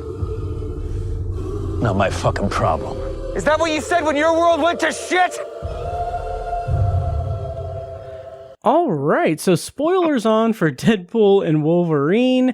Joe, let's talk first about that opening credit sequence. What I loved about it was how it immediately addresses the question that everyone had in mind with, like, oh, how is this going to be? Like, Logan was a great send-off for Wolverine. Like, how are they like, they're going to desecrate it, and then they literally desecrate the as much as one his can remains. do. And like that energy right up top was so fun, and like it put me right into like the frame of mind that, like, I already knew, like, yeah, nothing is sacred, nothing is, despite the sacred timeline, but nothing is sacred, and they're going to have fun with it. And I like that just put me right into the right frame of mind. I almost felt dirty watching it and laughing at the things I laughed at. But so we I guess we're allowed to spoil it that he's been told that Wolverine is what do they call it? The anchor person. The anchor being. Anchor being. Yeah. And that his death is triggering the extinction basically of that universe. So he goes on a quest to find another Wolverine to replace him, and he ends up going back to the site of Wolverine's burial from Logan and digs up his body, which is now mostly adamantium skeleton, and then proceeds to murder 50 or so TVA agents who come to take him, using his dead body, including tearing, and my favorite bit is tearing off the claws and putting them on himself, and building the Wolverine claws. And he's also like fangirling like crazy while he's doing it. And so, yes, very funny. Made me feel dirty in a way that I enjoyed. Oh yeah. And I don't want to make this just like shouting out lines that we loved or anything, but like I loved. There are like a few references to Blake Lively in this movie. She is Lady Deadpool, at least the voice.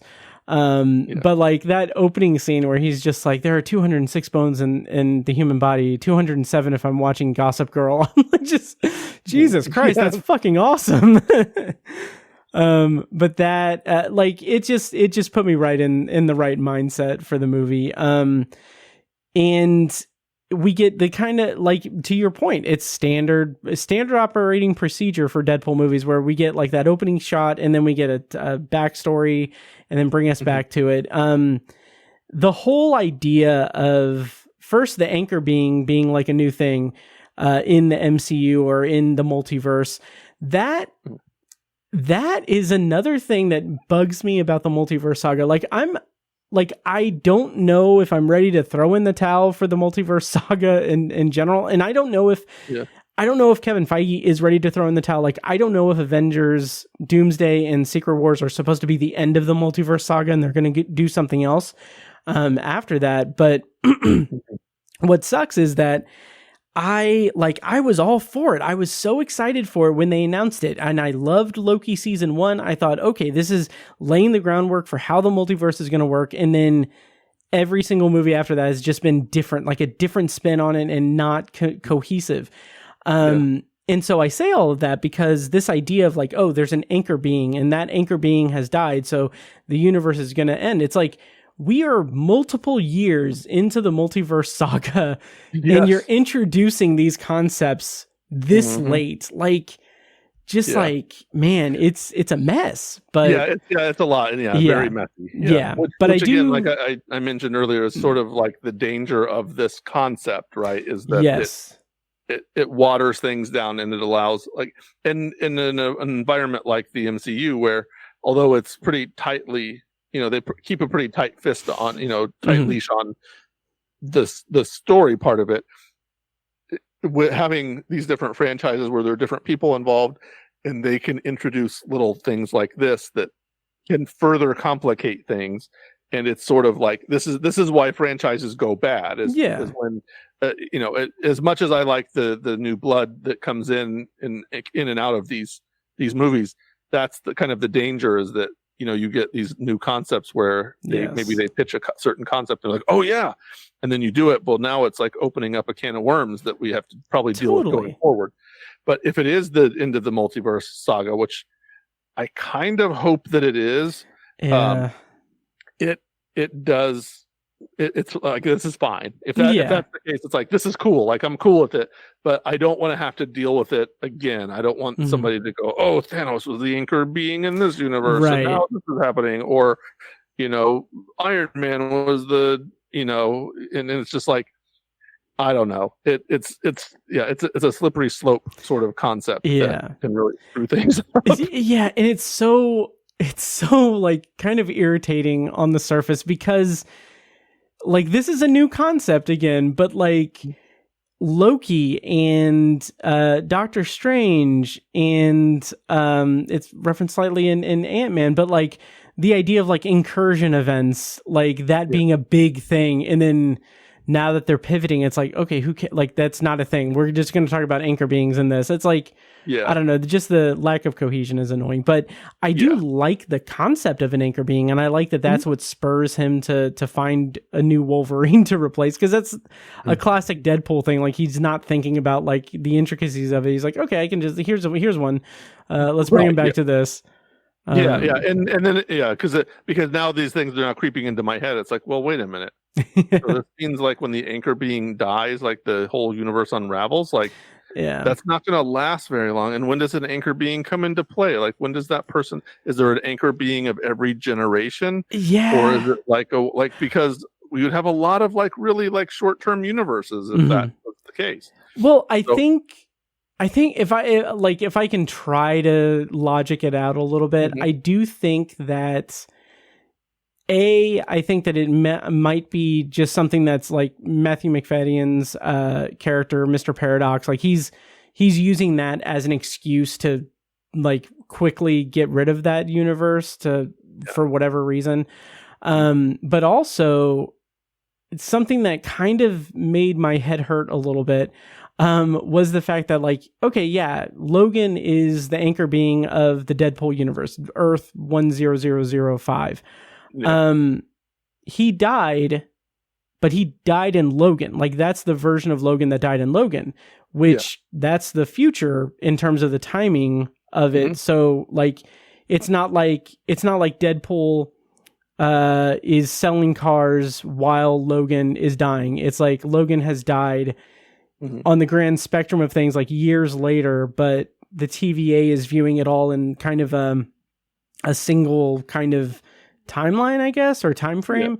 So I don't know, but so that's a little confusing. So I think that's my kind of half-assed way of saying that, like, I think that it's just in terms of the overall timeline of it, like everything running concurrently, there's a moment where the anchor being would die, and that's what would usher in the end of the universe. So I don't think it's necessarily like, oh, he's buried and now the universe is gone. Well, I think we maybe want to transition into some of the things we were teasing earlier. Yes. The thing that I was speaking of, the icon I was speaking of earlier, is that 20th century 20th Century Fox logo. Yeah. That when they get to the void, it's called the void, right? Yeah. They get there, and they're signifying the universe that they're in is the post-apocalyptic version of that Fox universe that that existed with the various films they had. And to be fair, that was in the trailer briefly. Yeah. And that made me think that was going to be like the big climax of the movie. So that's why I was a little surprised that it's like, oh, this is the sandbox they're playing in for most of the movie. So yeah, and there was a lot of speculation that they had the Doctor Strange portals that we watched them jumping through, which led to speculation. Oh, they're going to jump into Endgame or Infinity War, which of course they do not in this film. So there's an anti-spoiler for you that they. If you're counting on that, you will be disappointed because that doesn't happen. They actually go someplace else. But yeah, so they're there in the void, and they run into the villain played by Emma Corrin, who by the way, this is spoiled in the trailer. She lives in the giant dead corpse of Ant-Man, who had transformed into Giant Man. He was the giant version apparently when he died. And she plays Cassandra Nova, who is Professor Xavier's, was it twin sister? It was twin sister, right? That in that universe that she came from, I guess she strangled him in utero, I guess. Yeah. She said that she strangled her with her umbilical cord while they were still in the womb. Yep. Which is weird and bizarre, but whatever. It's probably also somewhat metaphorical. Yeah. There are stories of twins people absorbing their twin. And I actually know someone who did that. Who obviously not intentionally. Yeah. But it was I do know someone who I heard of that concept about 15 years ago or so, 20 years ago when this person who I know revealed that had happened to them. There was like some weird thing, and they found this evidence of it. I'll just leave it at that. And I won't talk about who it is. Okay. But yeah, so that's a thing. Also, they, Deadpool and Wolverine encounter. If we're just going to list out some of the cameos, they run into Chris Evans, Yes. and I don't remember if they give him the music cue, the Captain America music cue. I don't know that they did or didn't, but of course I assumed that he was Captain America, and it took me about 15 seconds to go, oh damn, no, he's Johnny Storm. Yep. Which I should have got from the beginning, but I was so excited to see him that I then didn't, it took me a second. But of course, certainly by the time they revealed his Fantastic Four uniform, and do the flame on moment, I was like, oh, and I actually leaned over to my son who was there with me, and I was like, oh, he's playing Johnny Storm. And he was like, oh yeah. And it's funny because my kids, I don't even know that they're really aware of those movies. How weird is that? Oh yeah, that's weird. I had to explain to him the Ben Affleck Daredevil movie. John Favreau was in that. And the previous Fantastic I forgot Four that he played Foggy Nelson. Jesus. Yeah. And there was even a clip in the post credits where you saw him sitting with Ben Affleck, in the diner, one of the scenes from that movie. Wow. And I was like, oh, did you see that one? Like John Favreau played Foggy in the Daredevil movie. He was like, oh wow, I didn't know that. I was like, yeah, it was a thing. And so Johnny Storm is in there, and of course, I was pretty sad. As fun as the bit was, where he is killed, where he literally has all of the flesh ripped off of his bones. It was and the joke around it was funny, but I also felt bad for laughing at it because I'm like, damn, that's the Human Torch. Like that's not, and this is again is like the danger of these movies like this is that it takes this kind of, I don't want to say beloved, but like a beloved character. Yeah, and there's you just, history. Kill him off in such a way that's it cheapens it in some way. Yeah. And like I'd love, again, not to just say bits that I really liked, but like the response to that, where like just overall, like the the dynamic between Wolverine and Deadpool, like where Wolverine's like, you just got that kid killed. Like what are you doing? Like he's very concerned about it. And like, I love how like Deadpool just says like, we're still grieving, like just moments after it, like just the moment after it. But yes, like that's a good running gag. And I like the way that it's resolved in the post-credit scene. I think that was a lot of fun. That was just mostly just because just seeing Chris Evans do that is just a blast to see. Yeah. So that was a good bit, and I think we don't necessarily even need to ruin the full context of that. But because it is pretty funny, and it does take some of the sting away from it also. Like what that does to Deadpool. But but it also separates him from like, because like even Deadpool is like, he's gonna say Avengers Assemble. Like so you see him as Captain America, and this is like not that Johnny Storm was that aggressive or anything, but just like I don't know, it just seemed like that dialogue at the end was really good. That was a good time. So then of course they're not done running into other superheroes.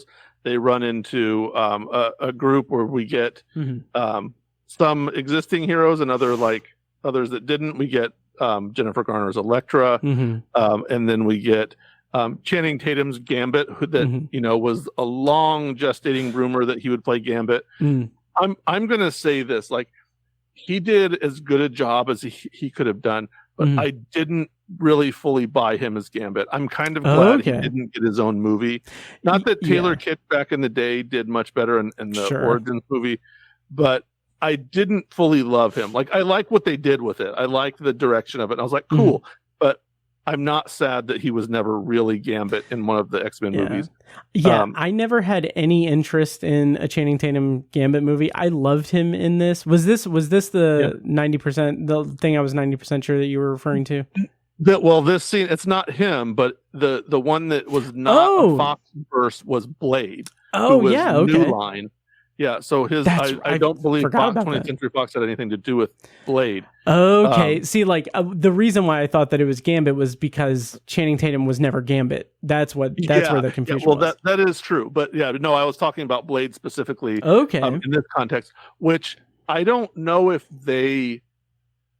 So Wesley Snipes does come back in his Blade. The things I was sad about, he doesn't have his sword. Which I wish he had. He has like some knife things that he uses, but not his sword. He does have the shuriken, whatever you call that blade thing that he uses. That it's like a boomerang kind of deal. He does have that, but not his sword. And was he making a reference to the Mahershala Ali version of Blade? That it feels like he was announcing that because he was like, I am the one and only Blade. There's like something, or he was like, I'm Blade and there's never going to be another Blade or something like that. He's like, I'm the only Blade and there's never going to be another one or something like that. And then like we get a Deadpool like kind of turn to camera thing. I don't know. I thought that was fun, but I don't know what it means. Cause again, like this movie and like the things that the MCU does can be fun in terms of poking fun at itself or being that way. But like the end of the day, it's like, the new Blade movie has gone through like 2 or 3 different directors. It's like, on one hand, it's funny that like, there's a quip about it, but it's also like, the production is probably in turmoil right now. Like it's the humor is funny, but it's based too much in truth. And that's what I was wondering. Is he making the announcement that version of Blade is dead and not happening? It's like, if so, that's sort of a crappy thing to do. Oh yeah. So like it was one moment that it sort of, I don't want to say it put me off, but it sort of did, because I was like, oh, like it. I didn't feel it, because knowing that it's been sort of a troubled thing, I was like, oh, like that's sort of a letdown if he's saying that. Like, oh, that means it's not happening. I don't know. Maybe it is still. But I don't know. But it makes me think, and it made me sad for that moment, and took me out of the movie for that 1 second before they go back to the absolute carnage that they are in the midst of. Right. So they go back and they're gonna kill Cassandra Nova, and I don't know, find their way back or make her send them back because she has the means to send them back to the TVA and then restore his thing. Also, I don't know. There's a whole lot of stuff that kind of gets lost in the midst of all of the chaos that they're throwing around, which is fun. And, it kind of is just like, well, the plot's not really that important. Honestly, we kind of loosely know what's going on. And other than that, who really cares? Yeah. And that's sort of the whole thing with this movie. That's sort of what this movie is. Yeah. Oh yeah. It's just a whole lot of, there's kind of something happening, I think, but who cares? It's just fun. There's all the cursing and the blood and the body parts flying around. And, the violence is so much fun and so energetic and so like awesome to just see play out in so many different contexts and everything. But like, it also feels kind of weird that like it's an ode to the end of the 20th Century Fox era of Marvel movies. Like it's ushering in, like in the grand scheme of things, like, okay, Marvel has the characters back. They're going to be in the MCU. Like this is the swan song for the 20th Century Fox movies, which is great. But it's also like, I think our friend Evan Dossi said in his review that like it's a fitting, like he did not like this movie, and he said that it was a fitting. It's fitting that the Deadpool movie that's kind of eulogizing the 20th Century Fox movies sucks for him because the 20th Century Fox movies were such a mixed bag. And like, it just seems like I agree. The 20th Century Fox movies were hit or miss. And like, they were largely bad, honestly. Yeah. Like, which ones were good? Like, X2. I mean, really none of them. I mean, Daredevil was not great. Mm-hmm. Neither of the Fantastic Four movies were very good. Mm-hmm. It's just like, certainly Elektra is notoriously poor. Right. As a movie, it's just like none of them were. I mean, they were novel at the time because they hadn't been made, but it just turned into this mess of stuff. Mm-hmm. And where was Ghost Rider in all of this? Is Ghost Rider? Was he in a 20th Century Fox? That's a good question. I'm gonna find out while we're looking at this. Yeah, I just don't remember. It's. I don't know. I mean, Nicolas Cage was obviously busy. Sure. Hulk was not. I mean, there was a Hulk reference, but I assumed he was. That's Universal though. That's not. That is a whole can of worms. Yeah, that's its own distinct thing. Yeah.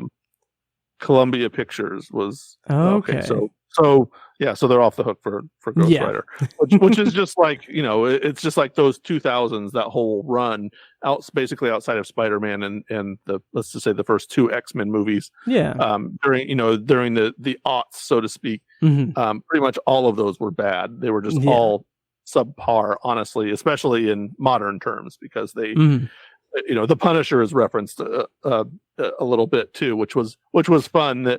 It was fun that there was a reference that the Punisher was with us, but he got killed, and it was like, oh well, which one was it? He's like, it doesn't matter. Yeah. But yeah, I like the idea of these three characters, like X-23 and Elektra and Blade. Oh, 4 characters: Elektra, Blade, and Gambit. Although I guess X-23 survives. But Elektra, Blade, and Gambit getting their kind of like that moment where, I'm not going to try the Cajun accent, but like where Gambit's like, I've been waiting so long for this, and then Wolverine's like, I don't think you guys make it out of this alive. And he's like, just make sure people know what happened here today. And it's just like, it's just fun, like bit of nobility, I guess, or it's a lot of fun. Also, there was no pithy. I guess I don't know. I guess he doesn't take. Well, I guess that doesn't matter. But I was gonna say, like, there was also no joke about Blade Trinity, which Ryan Reynolds was in. The only like subtle joke of that was when Blade's like, I don't like you, and then Deadpool's like, you never did. Right. Yes. Yeah. Because apparently they notoriously did not get along on set. Yeah. That's true. Yeah. and of course that was such a troubled thing. Maybe Wesley Snipes didn't want them to hammer on that, but it still feels like, and it's funny again. There's just so many of these that fly around. Oh yeah, I missed that until literally just now when I was looking at the Blade. I saw past the Blade Trinity poster. I was like, oh yeah, Ryan Reynolds was in that as the next generation of vampire hunters, and as Hannibal King, and it was like it was. Honestly, I never saw Blade Trinity, so you're not missing a whole lot. I mean, it's worth seeing just because it's such a bad movie, and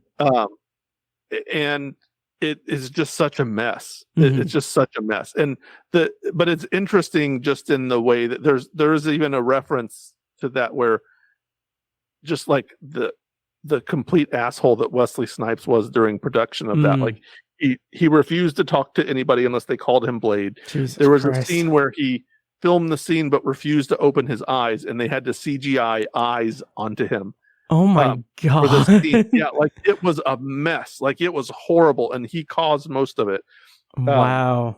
And there were, there's a couple of fun things. There's like a vampire dog, and it's like a Pomeranian or something. Jeez. And it was just like. It was such a mess, and Ryan Reynolds and Jessica Biel are there trying, they're trying to be. Again, it's the Ryan Reynolds shtick.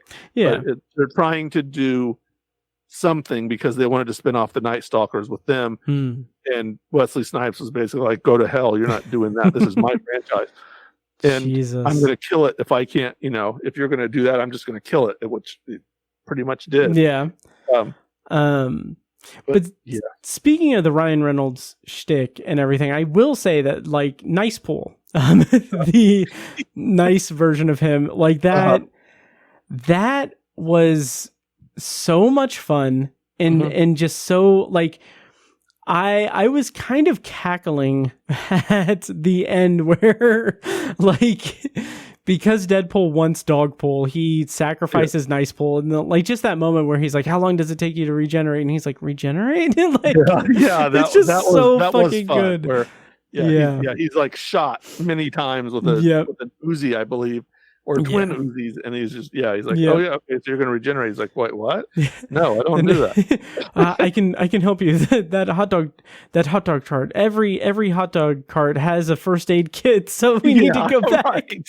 Yeah, it's just like that stuff was good. That was such a blast. Such a blast. Do you want to talk about the Deadpool variants in it, and then we can kind of start to wind down because that was where I started to hate it. Once they that's the weird things. Those are the things I didn't like. I didn't like. I was just like, oh, so here we go, and it's like that whole bit with Cassandra, like in the Time Ripper thing. Yeah. And it was like, okay, well, here's the thing. I do like that they redid the Hawkeye and Black Widow bit from Endgame, where they're like both wanting to be the one to sacrifice. It didn't really make sense that Deadpool was going to sacrifice himself. Yeah. And the bit is, again, spoiling the whole movie for you, is that the Time Ripper is going to destroy Deadpool's universe. Is it going to destroy more? This is what I thought was that. Yeah. What I thought as this was happening was like, oh, this is certainly them getting rid of the multiverse, and she's going to destroy all of them except for one. And I was like, I'm kind of happy about this idea, but it turns into like they get to this point where they have to go and they're going to like destroy the machine, cause a chain reaction. By completing a circuit between matter and antimatter that will kill the person who does it, but will then destroy the machine and save the universe. Yep. And Wolverine's gonna volunteers. He's like, no, I'm gonna do it, like, because the whole point of the movie is Deadpool wants to save his universe, maintain the circle of friends that he loves, and so Wolverine, who has nothing in his life, also his big reveal was that he like flaked out on the X-Men, and then they all got killed, and then he came back. It's like, well, no shit. That was so vague and just not satisfactory to me. Like just the line of dialogue is like, then the humans came and killed all of them. It's like, okay, we maybe need a little bit more detail about that. Like, we need... and that's literally the central conflict of Wolverine and the X-Men is that that he always wants to go out on his own, and he's like, I don't want to be a part of this, but I kind of have to be. And, like this is like just literally like the most obvious conclusion they could have come to. It's like, I wish it had been something a little more severe. I wish he had, like, really been negligent on something that caused a massive thing that killed the X-Men and, like, I don't know, all mutants or killed like 10,000 civilians or something, you know, like something that was like feels real and impactful. Yeah. And not, I left and then the X-Men got killed. I could have said, like, you probably would have been killed too. Maybe you would have, I don't know. Yeah. Maybe tie it into like the multiverse story itself. Like make it be like the thing, and I don't want to say like, I wish it would have been this, but like have it be something where like maybe they retconned, like went to a version of the multiverse of X2 where Stryker wants to use, Stryker wants to use the Cerebro to kill all mutants and like have him succeed in that and have it be Wolverine's fault. And he goes to he survives that somehow through the multiverse and have that be the thing. But I don't know. Or tie it to X3. The X-Men The Last Stand, and have him, like, he killed Jean Grey, right? Like maybe he doesn't kill Jean Grey, and then she like kills people, and then he turns back to normal, and she's racked with guilt and commits suicide. Like that would at least have, there'd be some impact to it. Yeah, there'd be some more gravitas than But the point is, there's any number of things they could do, and they weren't really bothered with that. Which again, like, it's like, okay, it's like it could have been something a little more, but who cares, right? But then as you referenced, all of the Deadpool variants come in, and they have to fight them, and they of course like thrash them all, and then they all regenerate, and it's like, we're just going to do this forever and ever. And maybe it would have been fun to have a joke where that like went on for some like ungodly amount of time, before they're like, we got to really like change something up here. Yes. that could have been a funny bit too that they could do, but again, how many funny bits can you have? And I did, and we kind of hinted at it a little bit, but I really liked the whole like the multiverse is done. Let's just move on. It's been miss after miss and stuff like that. That was fun. And I saw like in an interview, or I read somewhere or something that like it was they were on the red carpet, and like Ryan Reynolds and Sean Levy were talking about how, they were asked like what were you surprised that Marvel let you do, and they were like, we thought that this would be a little bit like they wouldn't let us do this, but Kevin Feige, when he saw the footage and saw us talking shit about the multiverse saga, like he was cracking up. And that kind of just made me think like, just more, like, okay, well, I mean, Marvel is still successful. Like, it's like, it put it into perspective for me. Like, everything has kind of been not that great, but they're still making money. They can cry into their stack of $100 bills. Exactly. And, try their eyes with that. Zombieland style, Right. Yep. So we can kind of wind down this review. Anything that we didn't touch on that you want to talk about? I'm sure there are a lot of things that still we didn't cover, but I mean, that the kind of the gist is cameos galore. We've talked about everything else. Yep. And again, fun, sort of inconsequential. It feels like an issue of Marvel Team Up with Deadpool and Wolverine. That was like you read the issue, you're like, yeah, cool, that was a lot of fun, and then you're kind of done with it. You're like, I don't want this to be a run. I'm glad I read that issue. So it's like, yes, cool, and nice. That's we still remain sort of in a holding pattern on the MCU as a whole. Which is fine with me because there's a whole lot to come, and hopefully they right the ship and get it back to where it is. And maybe pay off these other things that they haven't paid off yet. Totally. And my final question on this, you said that you wouldn't want to see a Deadpool 4. Would you want to see any more Hugh Jackman as Wolverine, or do you want them to recast like it's been hinted at that they'll recast for the MCU? Yeah, that's a rough one. I almost feel like I don't know. I don't know. I really could go either way. Mhm. I don't know that I want to start over with Wolverine, but also he's old now. Yeah, and it would be nice. You know, they did tease the short Wolverine. Mhm. It would be fun to see what somebody else could do with it. Yeah. But I can't hate on Hugh Jackman as Wolverine at Mhm. all because he's so good at it. And Oh, he's, yeah. you know, he's iconic in that role at this point. And if I keep seeing him, I'm going to be happy. I'm not, Yeah. especially with what they did in this movie with the different suits and the different Mhm. versions. Like, I won't be mad at it. Yeah. I'm not as, he's not a holy shit kind of character anymore. Sure. Even if he pops in to the proper MCU, you know, as the prime version, so to speak. Mhm. But you know, I'm never going to be disappointed, I don't think, to see him as Wolverine. So, I agree. And from the sound of it, it sounds like this is just a one-off thing. Like he realized, like, I want to make a movie with Ryan. Like, I want to do this. Yeah. Which, speaking of, one line that again, just trading quips and everything, but like, one line that I was surprised, like, because we know Deadpool, we know Ryan Reynolds, we know we know what to expect. And like, the comedy hit so hard for me that despite that, I was still surprised when, like, Deadpool has that quick quip where he says, like, he's commenting on Hugh Jackman's body, and he says, like, you know, he used to be really ripped, but he's kind of let himself go since the divorce. And I was like, holy shit. Yeah. Like, damn. Yeah. And then there was, he made the comment about, like, that's the reason he's wearing the suit is because he's gained weight and he's not ripped anymore. And then, of course, later on, they, you know, that, you know, the top comes off and you see that he is still ripped, in fact. So a lot of fun. Okay, let's wind down this review. I, like we said in the non-spoiler review, like, Joe, you said you gave it 3.5 stars. I gave it 4 stars. I really liked it. I really enjoyed it. And, but it still also doesn't give me as much hope for the MCU. So it's kind of a mixed bag there, but it was good nonetheless. I enjoyed it. Yeah. So, that's about as much as I can say about it. Go see it. If you're interested, go see it.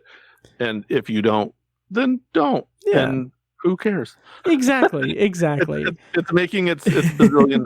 And oh, yeah. And the theater was packed. Like, it was ridiculous. Like, I had, and this is a short tangent, but like, I usually get very just like anxious about like crowded screenings and everything.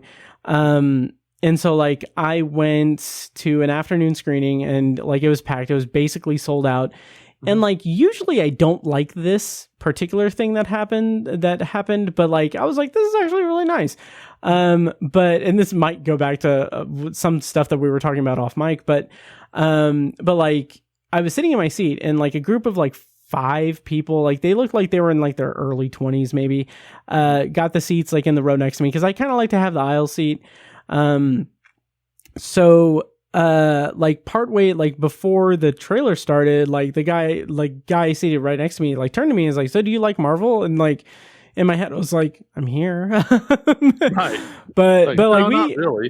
But we ended up having, like, a really nice conversation. He's like, what did you think about the Robert Downey Jr. announcement? And I was like, oh yeah, I talked his ear off about that. And then the whole time during the movie, I was like, I should have mentioned my podcast. I should give him the card and everything. Yeah, that's a missed opportunity, man. I know. I'm the worst at self-promotion, but anyway, that was very nice. If that guy's listening, I hope you didn't notice that my back was sweaty as hell when I was walking down the steps, because I was very warm. And like, I felt like my shirt was sweaty, and it was anxiety. But anyway, that's our review for Deadpool and Wolverine. That's a weird way to end that review, but to kind of close down the episode, we'll probably do you want to do a spoiler review for Oddity, or do just a non-spoiler review? I don't know. It seems like we could. Let's go through it and see if it warrants. Okay. I mean, it is a movie that has secrets that we don't want to give away. Yes. During a main portion. Mm-hmm. But I think we could probably skirt around it. Okay. Let's plan on that. But we're going to be reviewing Oddity, which is in limited release in theaters now and is going to be on Shudder later this year. But before we get to our secondary review, I want to take a quick moment to remind you that if you like the show, please take a moment to follow us on social media and subscribe to and rate the show on Apple Podcasts, Spotify, YouTube Music, or whatever your preferred podcast app is. And don't forget to subscribe to the Obsessive Viewer Podcast's YouTube channel as well, where I'm slowly but surely posting the video versions of these podcasts on there and occasionally live streaming recordings. I recently posted finally the tarot review from episode 427 from months ago, which is actually kind of nice because tarot is now on Netflix as of today. And finally, if you're interested in starting a podcast of your own, you can go to Libsyn and use the promo code OBSESS when you sign up for a new account. You'll get up to 2 months free, depending on when you sign up during the month, and we'll get a commission on it as well. I have used Libsyn for 11 years, and I will be using it until I stop podcasting, which is when I stop breathing. So highly endorse and highly approve of Libsyn. More details on that is in the show notes of this episode. And now back to the show. They tell me I view obsessively.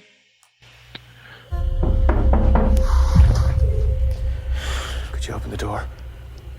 What do you want? You're in trouble. What? Would you just open the door? I am telling you that there is someone in there with you.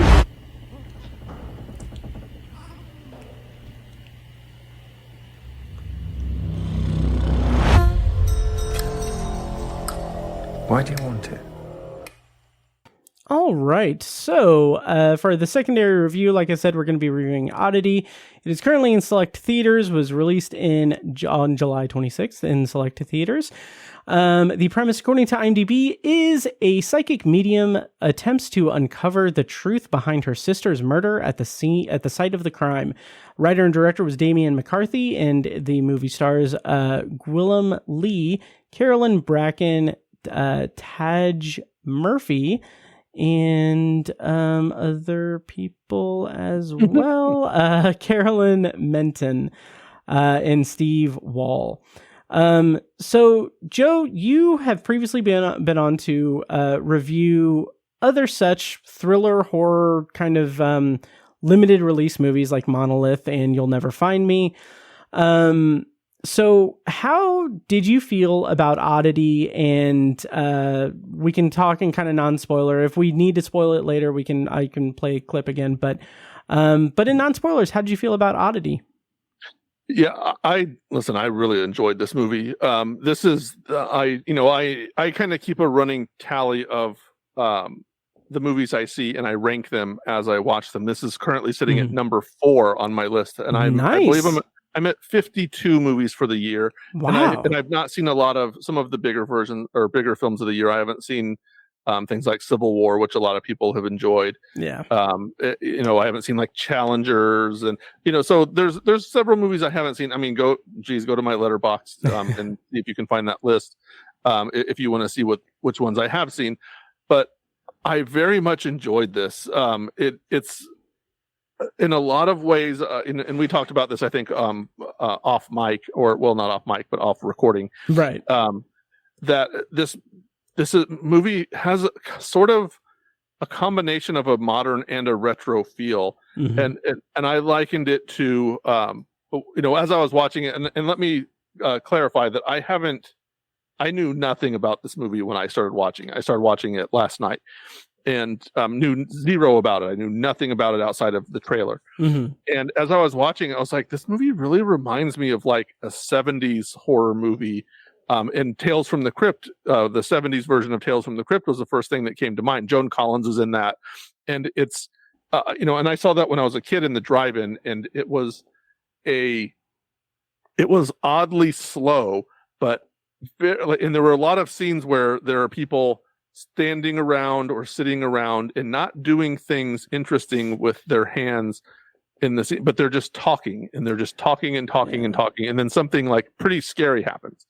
And that's how this movie starts, where it's not a thing. It's not a case where like they're necessarily building tension in an overt way. Like certainly not with like musical cues and things.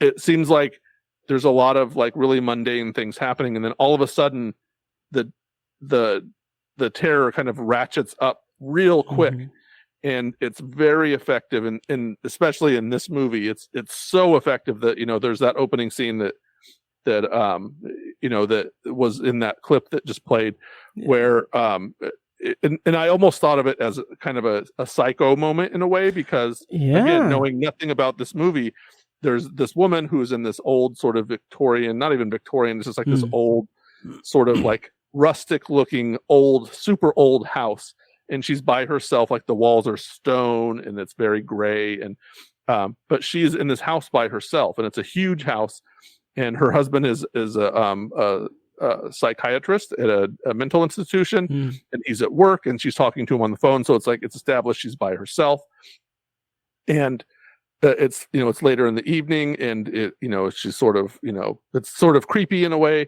and then there's like a pound on her door, and she opens up this little, like, it's not a peephole, but it's sort of a trap door kind of peephole thing, and it's this very creepy guy with one eye, and he's saying, "Let me into your house."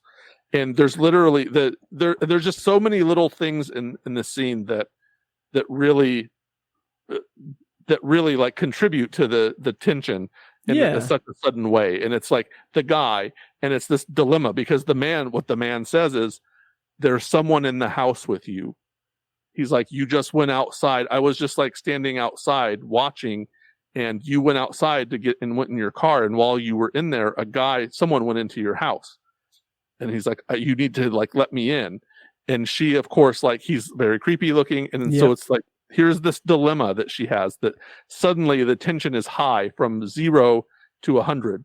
And it's like, on the surface, you're like, "No, don't let this creep in." Like, no, there's no way. Like, he's lying. Like, but then it's like, well, wait, but is he lying? It plays that so well. Like, it's really great. And she asks all of the questions too. She's like, "Right, but like, why were you standing outside of my house watching me? Like, this doesn't make sense." Like, she's making the right choices, right? Yeah. Like, the horror movie fan in us is like, no, you're making the right choice, but also like, he's saying there's somebody in the house. Yep. And it's just a fantastic opening scene that, by the way, we don't really get the ending to immediately. Right. And this is kind of another hallmark of those kind of late 70s horror movies, that it jumps around a little bit. We don't see the conclusion of a scene. We learn about it later. And the way that they do it is so unsettling and creepy. Yes. And that it just, everything, and it's just so weird. Everything just sort of clicks in this movie. And it's like, and there were times I was watching it and I'm like, "Oh, this is like kind of dull." They're like just talking and talking and talking, and nothing scary has happened. And then it's like, oh, like this, like we're just sitting here, like more dialogue, and it's like, oh, holy shit. Like, and the scares are more effective in this movie than probably any horror movie I've seen, certainly this year. And it's just odd, because it's hard to pull that off. It's so clumsy in so many movies, and here it's just, everything is so sharp. Yes. And the way that things click together, and the way that like the movie ties itself together, like the writing is really pretty impressive in terms of tying up things and creating and sustaining that tension throughout the movie. Was like, that's my bread and butter in terms of horror movies. Like, that's the type of horror movie that I really like. I really kind of gravitate toward. And I think it did a phenomenal job at just carrying that kind of that weight to it, of not only being about like, grief. It's not about grief, but like the grieving family of someone, and uncovering the mystery surrounding what happened, and the way that is interwoven throughout it, all throughout the movie, being like set at this incredibly creepy, like unsettling, like place. And also having, like, what I really liked was the way that the movie has this like air of supernatural like things going on below the surface, but like it's so calculating with how they play with that, how they kind of reveal certain things. And I just really, it's the type of horror movie, and this is going to sound cliche as hell, but it's a type of horror movie that you, even if it is slightly boring throughout some parts of it, it still feels like you're in good hands, like you're being led down this really good path for the story, and it's something that pays off really well. Yeah. Well, and maybe we should, like go a little more in depth on what the plot is. So, so we do find out, again, we don't see this, but we do find out that the woman was killed. Yeah. And her husband. So her husband is. So then we're like, okay, now her husband is sort of the main character of this movie. So what we find out is that now it's about a year later. We kind of flash forward, and but also this woman, her name was Danny.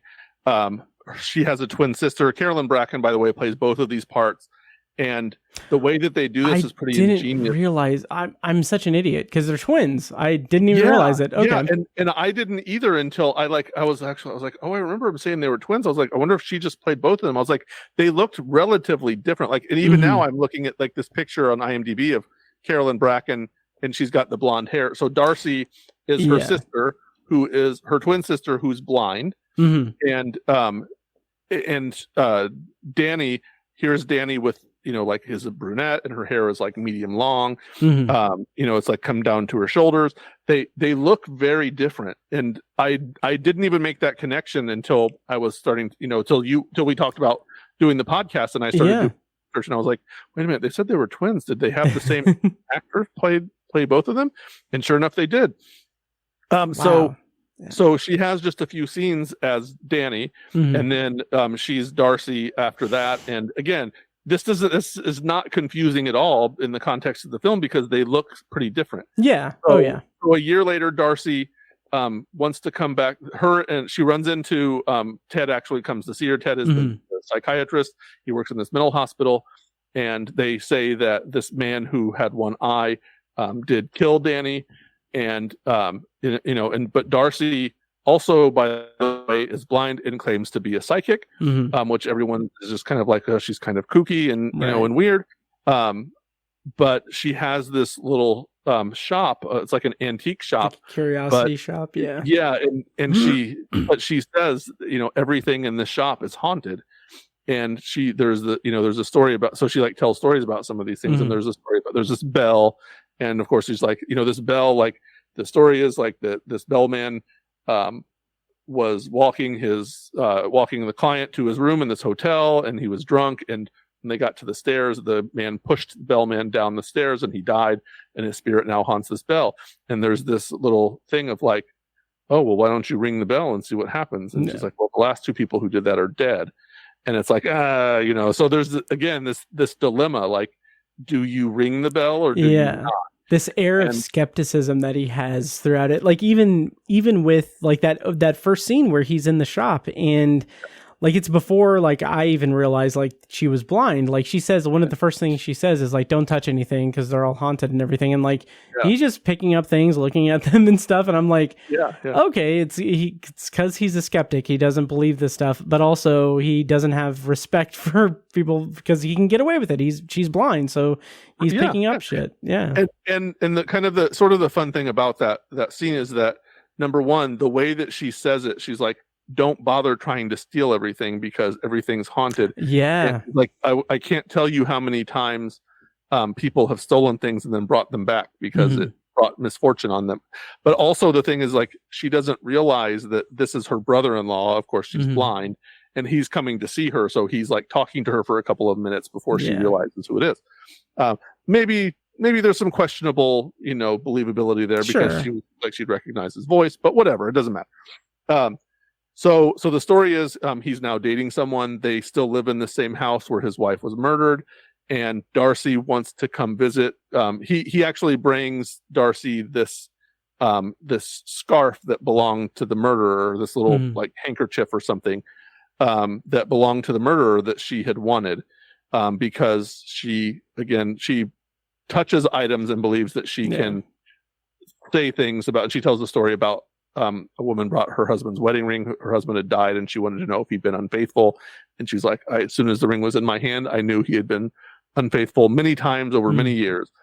And so she's establishing this thing. Again, everybody thinks she's crazy. But then she shows up at the house with where Ted is at with his new girlfriend. Yana is her name. Yana, yeah. And she had been he met her at work, and so, and again, there's all these little things going on under the surface, and one of them is that Ted explains their relationship. She's like, "Oh, you moved on awfully fast," and he's like, "Well, we already knew each other. She was a pharmaceutical rep at and she came to the hospital. We've known each other, and then of course, like after Danny died, things just happened." Yeah, it's so, just in like that. Sorry, in like that level. Because we have like this tense environment, because we know that it's a horror movie. We know that like we have these trinkets, the whole psychic ability thing is unclear if it's true or not, but it's there. It's like resting like in the back of our minds. And like when it incorporates that, like having the story of the customer's wedding band, and then having like her heavily implying that he was unfaithful to her sister, like the combination of that, like that tension, that's like also it's the tension of the horror movie and the setting and the atmosphere, but also the added tension of the drama between the characters and the just like that's the kind of like synergy of tension. Free band name that that really, really works for me and is what made me like just kind of clock into it and really be into it. Plus that freaking wooden thing is horrifying. Yes. And so creepy. I was about to bring that up. This is the thing, is that there is no real like clear-cut hero of the film, right? Like everyone in this film has some major character flaw that can cast some sort of doubt upon them. And of course, Darcy herself is just like very strange, and she's also the one who's like trying to kind of solve this thing. She has these doubts that what supposedly happened is actually what happened. Right. And when she receives this little, whatever this is, this handkerchief thing, she very quickly is like, yeah, he didn't kill her. And this guy didn't kill her, and she, but then she also like explains the motive, because he was like, oh, like he had previously murdered his mother, and she was like, yeah, but his mother was abusive and like took his eye out, and like this is why he's missing an eye, and she said the thing. Of course, again, there's this added little bit because she's blind, and she's like, I maybe if I had one good eye, I would maybe be willing to kill to save it also, because she clearly was coming after his other eye when he killed her. So there's like all of these things, and it's all about like this motivation, and like what are the motives behind these things, and it turns into just this fun little murder mystery in the midst of this like pretty like scary movie. And again, you're right that so Darcy then also presents a gift to Ted and Yana, which she says this thing like there's all these just like super shitty things that she does, and she shows up to visit without calling first, although she was like, well, no, we talked about it in the shop, and he was like, yeah, you should come on the anniversary. He's like, oh, well, yeah, but I didn't mean it, like also like you should have called, like we're not going to be home. And she like forces her way in, and then she has this exchange with Yana, and she's like, oh, well, do you know that a couple's 5th wedding anniversary is wood, so you're supposed to give them a wedding gift or an anniversary gift that's made out of wood, and that's what I've done for you. And it's this absolutely horrific wooden life-size man. Cool. It is like the most garish and frightening thing that you can imagine. Oh yeah. And it's like this man with this like gaping mouth, and there's a moment where Yana is like, she sees something inside of the thing's head, and you see her like move her fingers toward the thing's mouth, and you're like, don't do that. Like the thing's gonna bite you or something. Oh yeah. So what happens after that is something else, but it's all of these things that it mixes science with supernatural, and that's of course is kind of a recurring theme, is that Ted is a doctor, and He works in medicine.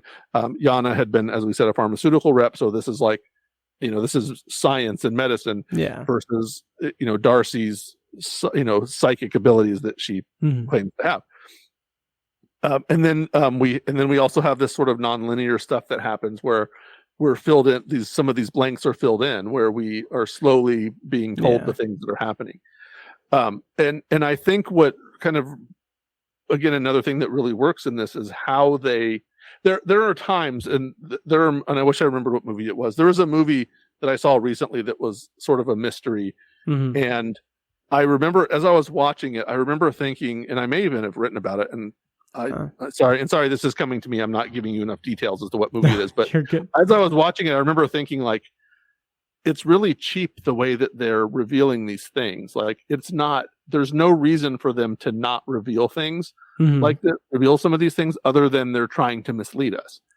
Okay. And that happens in a lot of movies, but in this movie, it doesn't feel that way. It feels like every little piece of information is like a gift. It's like another little gift. And it's not, I don't feel manipulated, watching this movie as we do in some other things. It all feels very natural, and because also these characters don't know some of the things that are going on, and and they're not even thinking about them. Like we said, Ted is just convinced, like he accepts on face value that this guy killed him, who had been a patient of his, or who killed his wife. Darcy is very skeptical, and he's like, "You're just crazy. Like, I know, like you're worried about, like, you're grieving for your sister, and you're a little kooky anyway." Right. And and she's like, no, I understand what I'm doing here. Right. And, she's very insistent, and as things come about, there's just all of these secrets come out, and it's just sort of like each one is a little more terrifying than the one before. Right.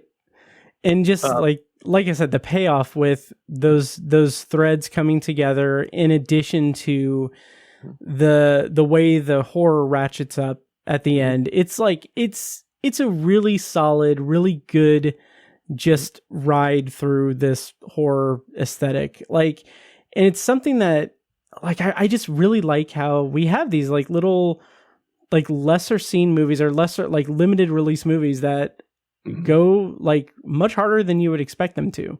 And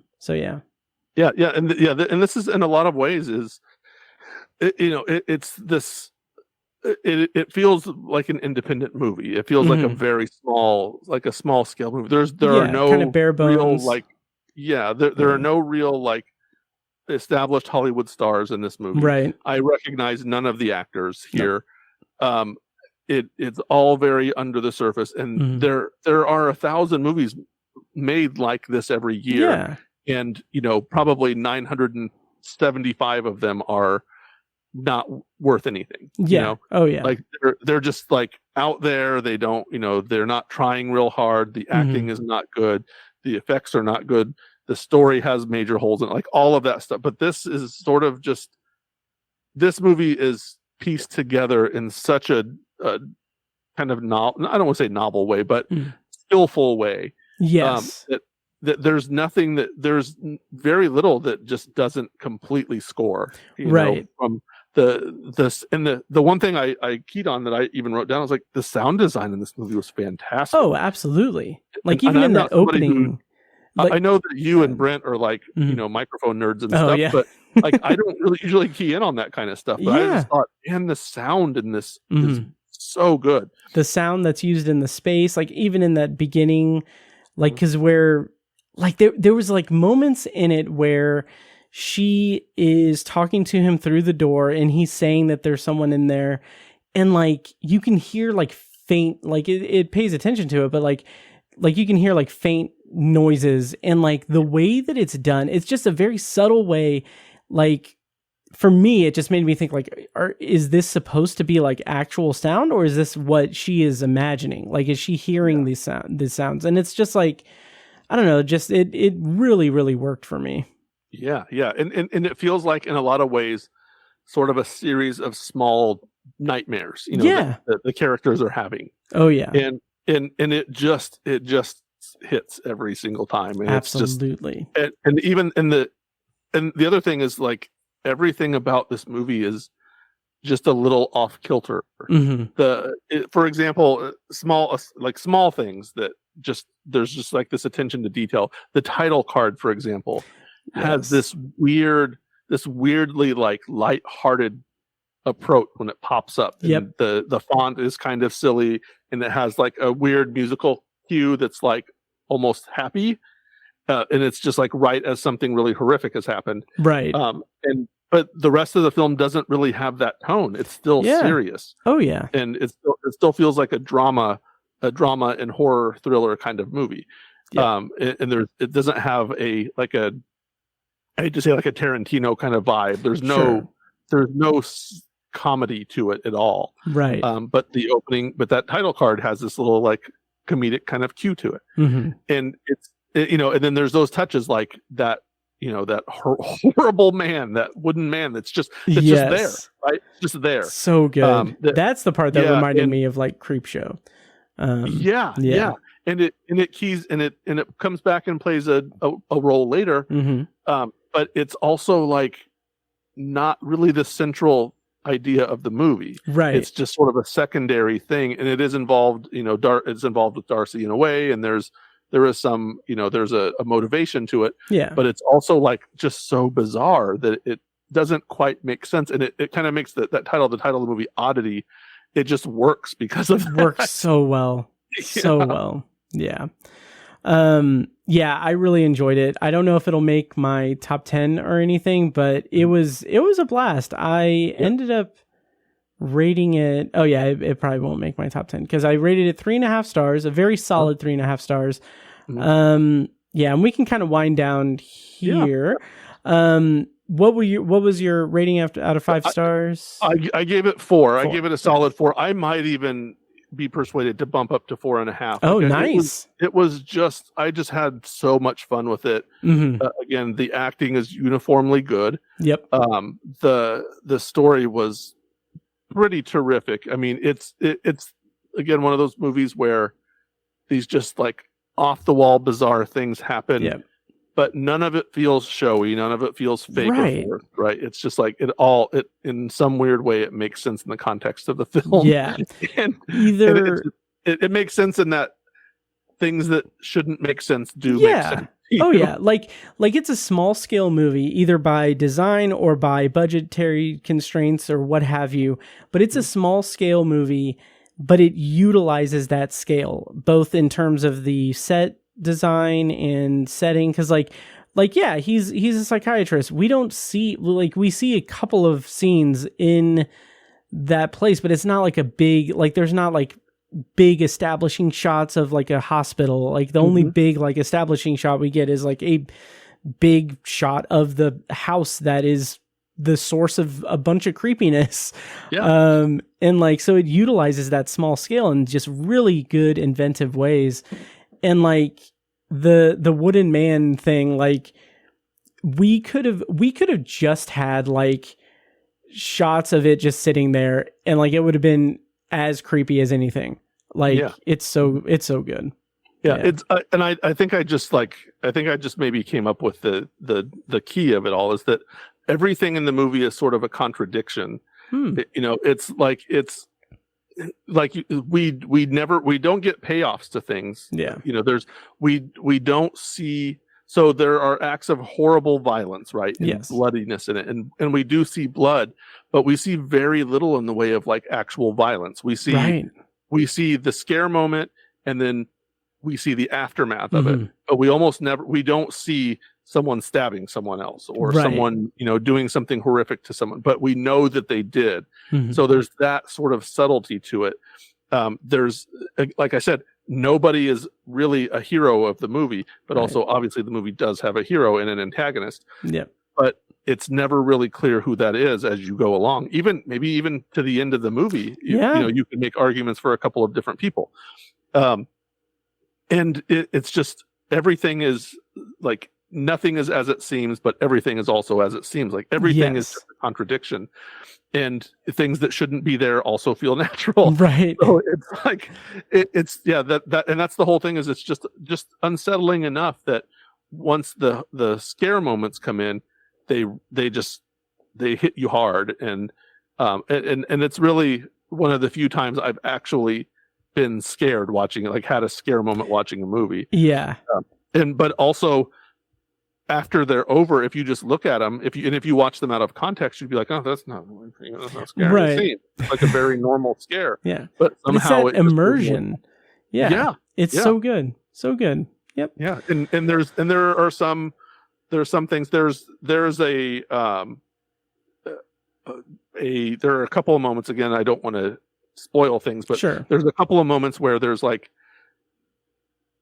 someone menacing someone wearing a mask that is happy, right? Like it's that stranger's sort of vibe, right? Where it's there's a mask that someone's wearing that's happy for someone who's attacking, and that's long been a trope in movies, right? Sure. But again, it somehow feels different and fresh here in a way.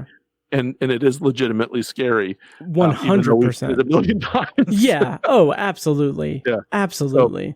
So I guess I'm giving this as high a recommendation as I can. Nice.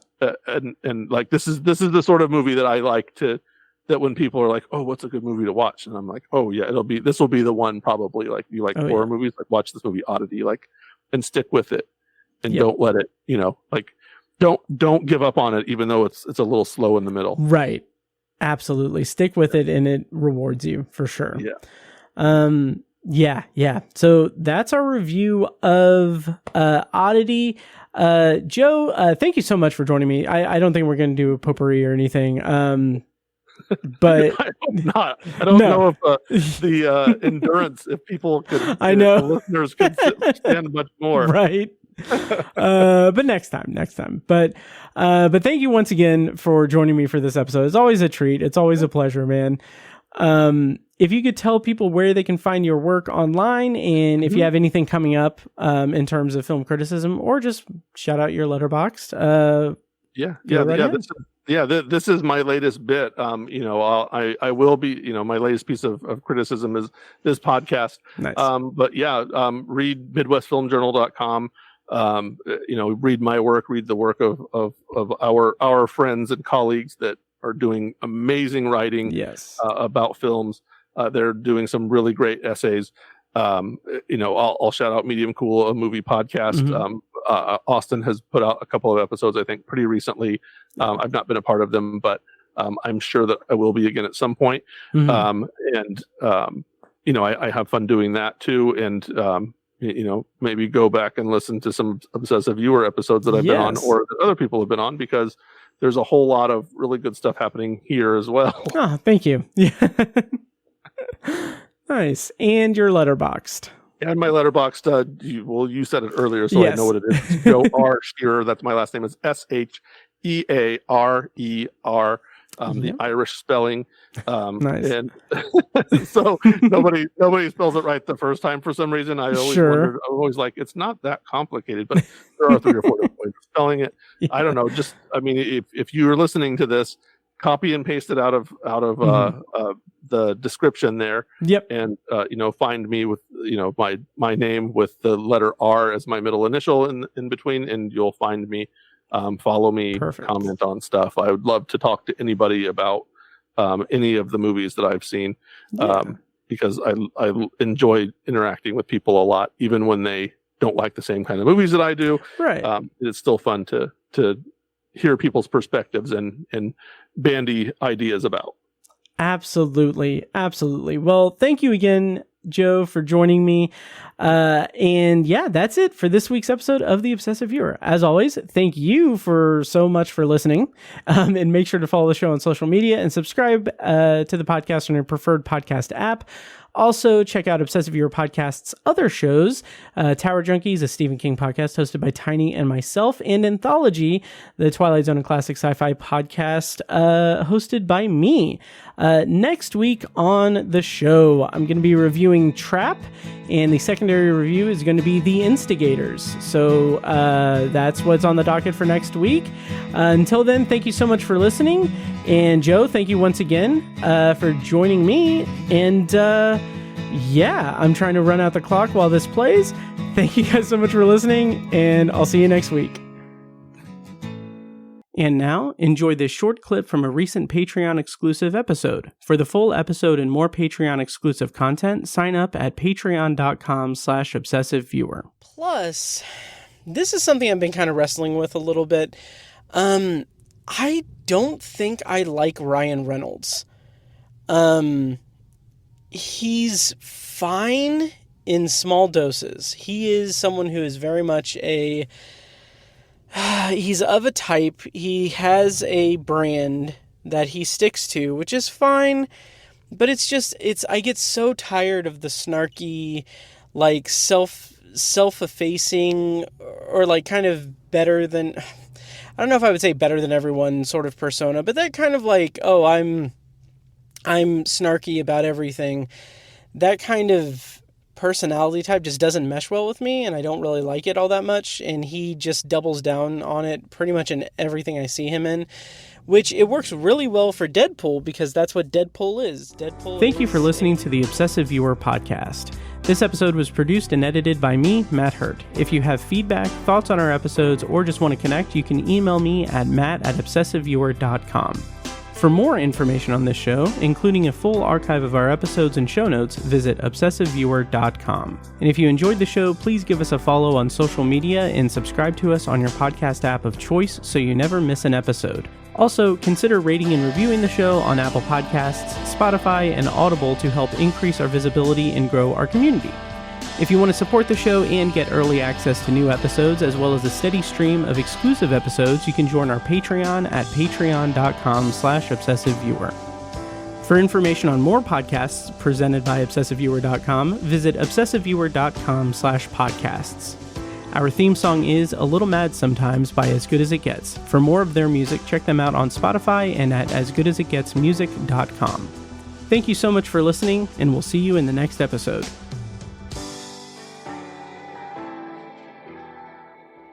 See this episode's show notes for our unique promo code to get up to 2 months of free podcasting service with Libsyn when you sign up for a new account.